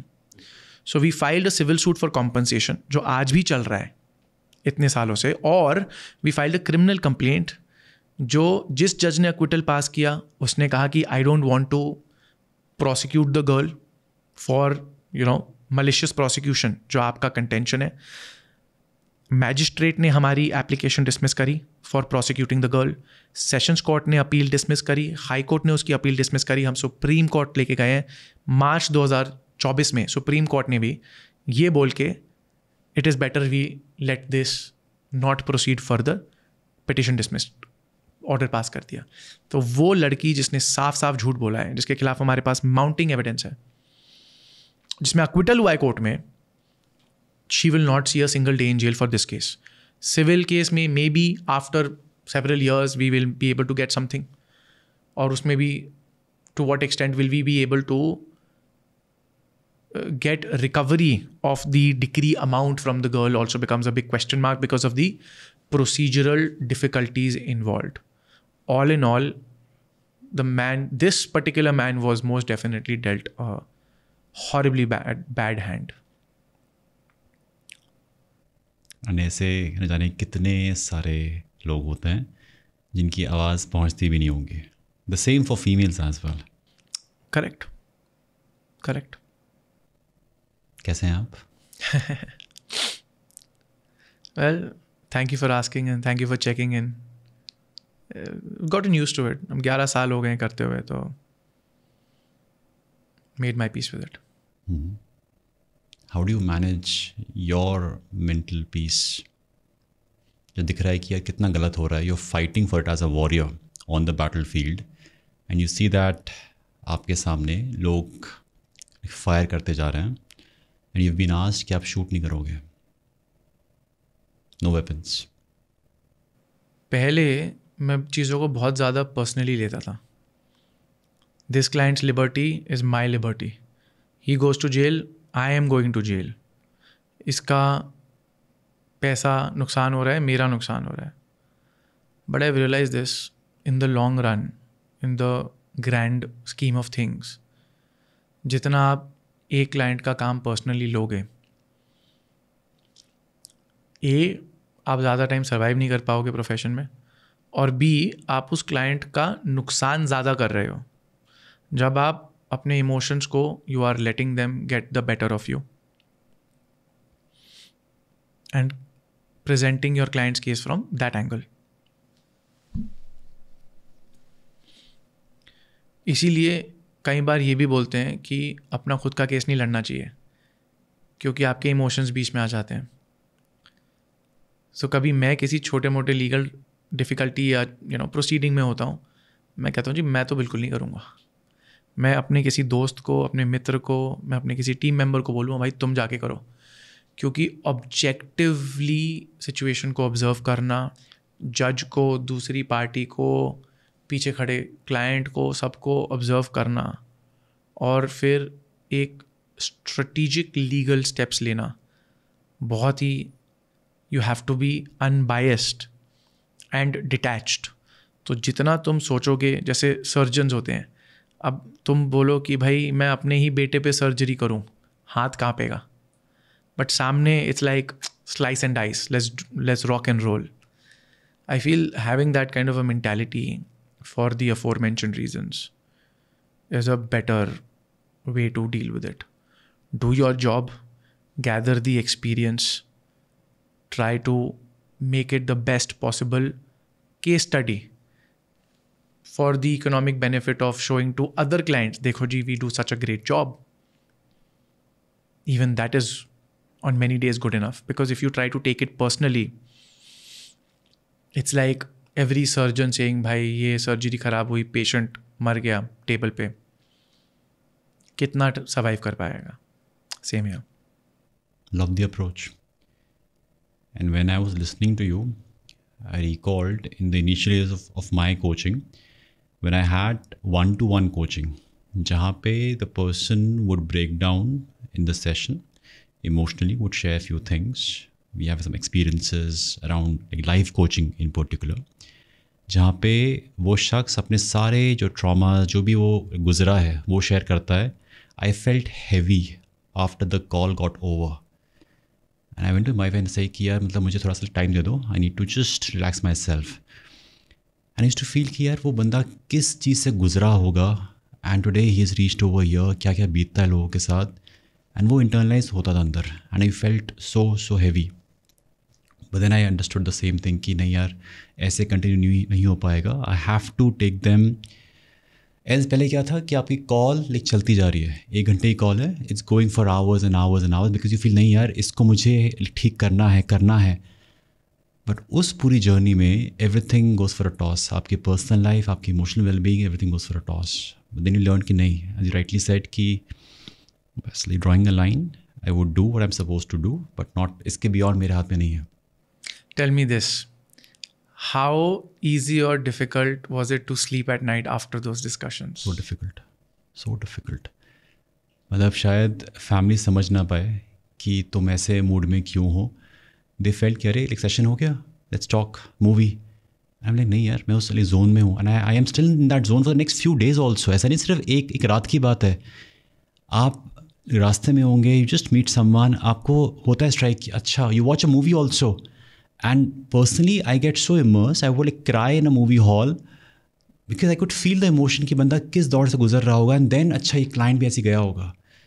And you meet so many people every single day. I'll tell you, I have so much respect for life coaches and performance coaches like you, because in as much as I can treat it like a job and I don't have to place myself in the shoes of the client necessarily. I'm not married, right? And these false cases also have not really, so but you can very easily substitute yourself in front of the client, right? There are a lot of, okay, my parents were this, so then any residual feelings for the parents, employer, siblings, any sort of challenges, a lot right? of baggages, and very similar baggages, stuff comes yeah. in. So obviously you try to kind of pull from your experiences and talk about it and give those insights and help with the tools that you have at your disposal. But at the end of the day, to not put yourself in that line of fire and not take it, because that one client took it, you took their burden, and now they can sleep peacefully because they cried and they went through all of that and that release. But now you are there holding it. So true. And then it's not just one. The next hour or the next day is the next one, and so on and so forth. I would say your job far more difficult than mine. I can still detach myself. And now I could recall the scene from the movie Dear Zindagi, कि last में Shah Rukh Khan does have an attachment with Alia Bhatt, but then he knows it that I have to. Full disclaimer, haven't seen the movie, so okay, yeah, but I'll go and watch that. देखना, बहुत प्यारी movie है, and you will connect on a deeper level. So let's summarize. कि what 7 things should a man do, an Indian man do before getting married? So I actually wrote a small book also called 7 Things Men Should Know Before Getting Married in India. It's up on Amazon, little plug-in, I guess. I wrote it a couple of years ago, but I guess the principles still hold true. Frankly, I don't even remember the exact 7, but I'd say let's go with the top few. Number 1 is realizing to what extent these maintenance laws can, affect you. The other is understanding, again, how do you navigate the criminal justice system, which we've already talked about. Understanding residence orders and the fact कि अगर आपका एक घर है या आपके माता पिता के नाम पे भी घर है, तो लेडी का उसमें रेजिडेंस ऑर्डर का राइट हो सकता है. उसमें वो ये मांग सकती है कि जो male members of the house है उनको घर से बाहर किया जाए. तो there is a certain risk you are taking over there. Another is कि अगर आप डेटिंग कर रहे हो या फिर एंगेजमेंट हुई है और एंगेजमेंट के बाद आप एंगेजमेंट तोड़ते हो, तो there is a very big chance कि आपके ऊपर फॉल्स प्रॉमिस टू मैरी का केस डल सकता है. उसके अलावा आपको ये समझना है कि जी अगर बच्चे होते हैं तो मैं ये बोलता हूँ हस्बैंड क्लाइंट को जो कहता है जी मुझे कस्टडी चाहिए, कि आप मान के चलो कस्टडी आपकी नहीं होने वाली अनलेस बीवी या तो किसी जेल में इन कस्टडी है या फिर वो किसी मेंटल अजाइलम में भर्ती है. Because bias or no bias, at least when it comes to child custody, completely favors the mother. As a father, आपके visitation rights हैं, video calling rights हैं, etc. But custody भूल जाओ, co-parenting, co-custody भूल जाओ. Law में नहीं मिलेगा, आप you can negotiate for it. Mutually. Yes. Another thing is that a lot of people think कि भाई ये सब कुछ ख़राब है, ऐसा नहीं है. Coincidentally, मेरे बहुत सारे friends हैं जो शादी जिनकी हुई है and they are completely safe because they are public servants. तो इनकम मतलब इतनी ज़्यादा वो नहीं होती कि डिस्पैरिटी हो. कई बार भाई बीवी इक्वल टू या ज़्यादा कमाती है, कई बार मतलब even if the wife is earning even half of what you are earning, you are safe to a certain extent. But हाँ, शादी के पहले कुछ साल तक मे बी ओन्ड घर में मत रहो, किराए के घर में रहो, ताकि बीवी कब्जा करने की कोशिश ना कर सके अगर चीज़ें बिगड़ती हैं तो.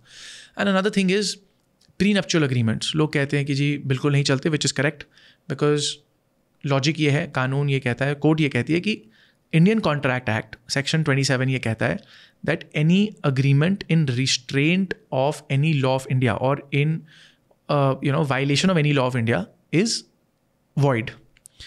एंड मेंटेनेंस लॉ है इंडिया के अंदर, तो आप एक अग्रीमेंट कर रहे हो कि हम मेंटेनेंस लॉ को बाईपास कर रहे हैं, which is not allowed. That's what the court says. पर ठीक है, may be a prenup in its true essence might not be enforceable, but we've had a lot of success with what I call quasi prenups, which is कि भाई there are several allegations which are put. शादी में इतना खर्चा करवाया, which was not the case. इतनी gifts आए, jewelry I, which was not the case. There are many things which you can work on. दहेज दिया गया, पर अगर you can create documentation to the effect of what were the expenses in the marriage, what was spent by whom, how much, that there was no dowry exchanged, that gifts to the tune of approximately this much is being calculated. These things help significantly in bringing down these disputes, so much so that for the about 50 or 60 clients जिनके लिए हमने ये quasi prenup बनाए हैं, आज तक इनका कभी मैटर कोर्ट में गया ही नहीं. अब may be they are working on their marriage, but I would say that perhaps there is a small chance कि these quasi prenups also helped.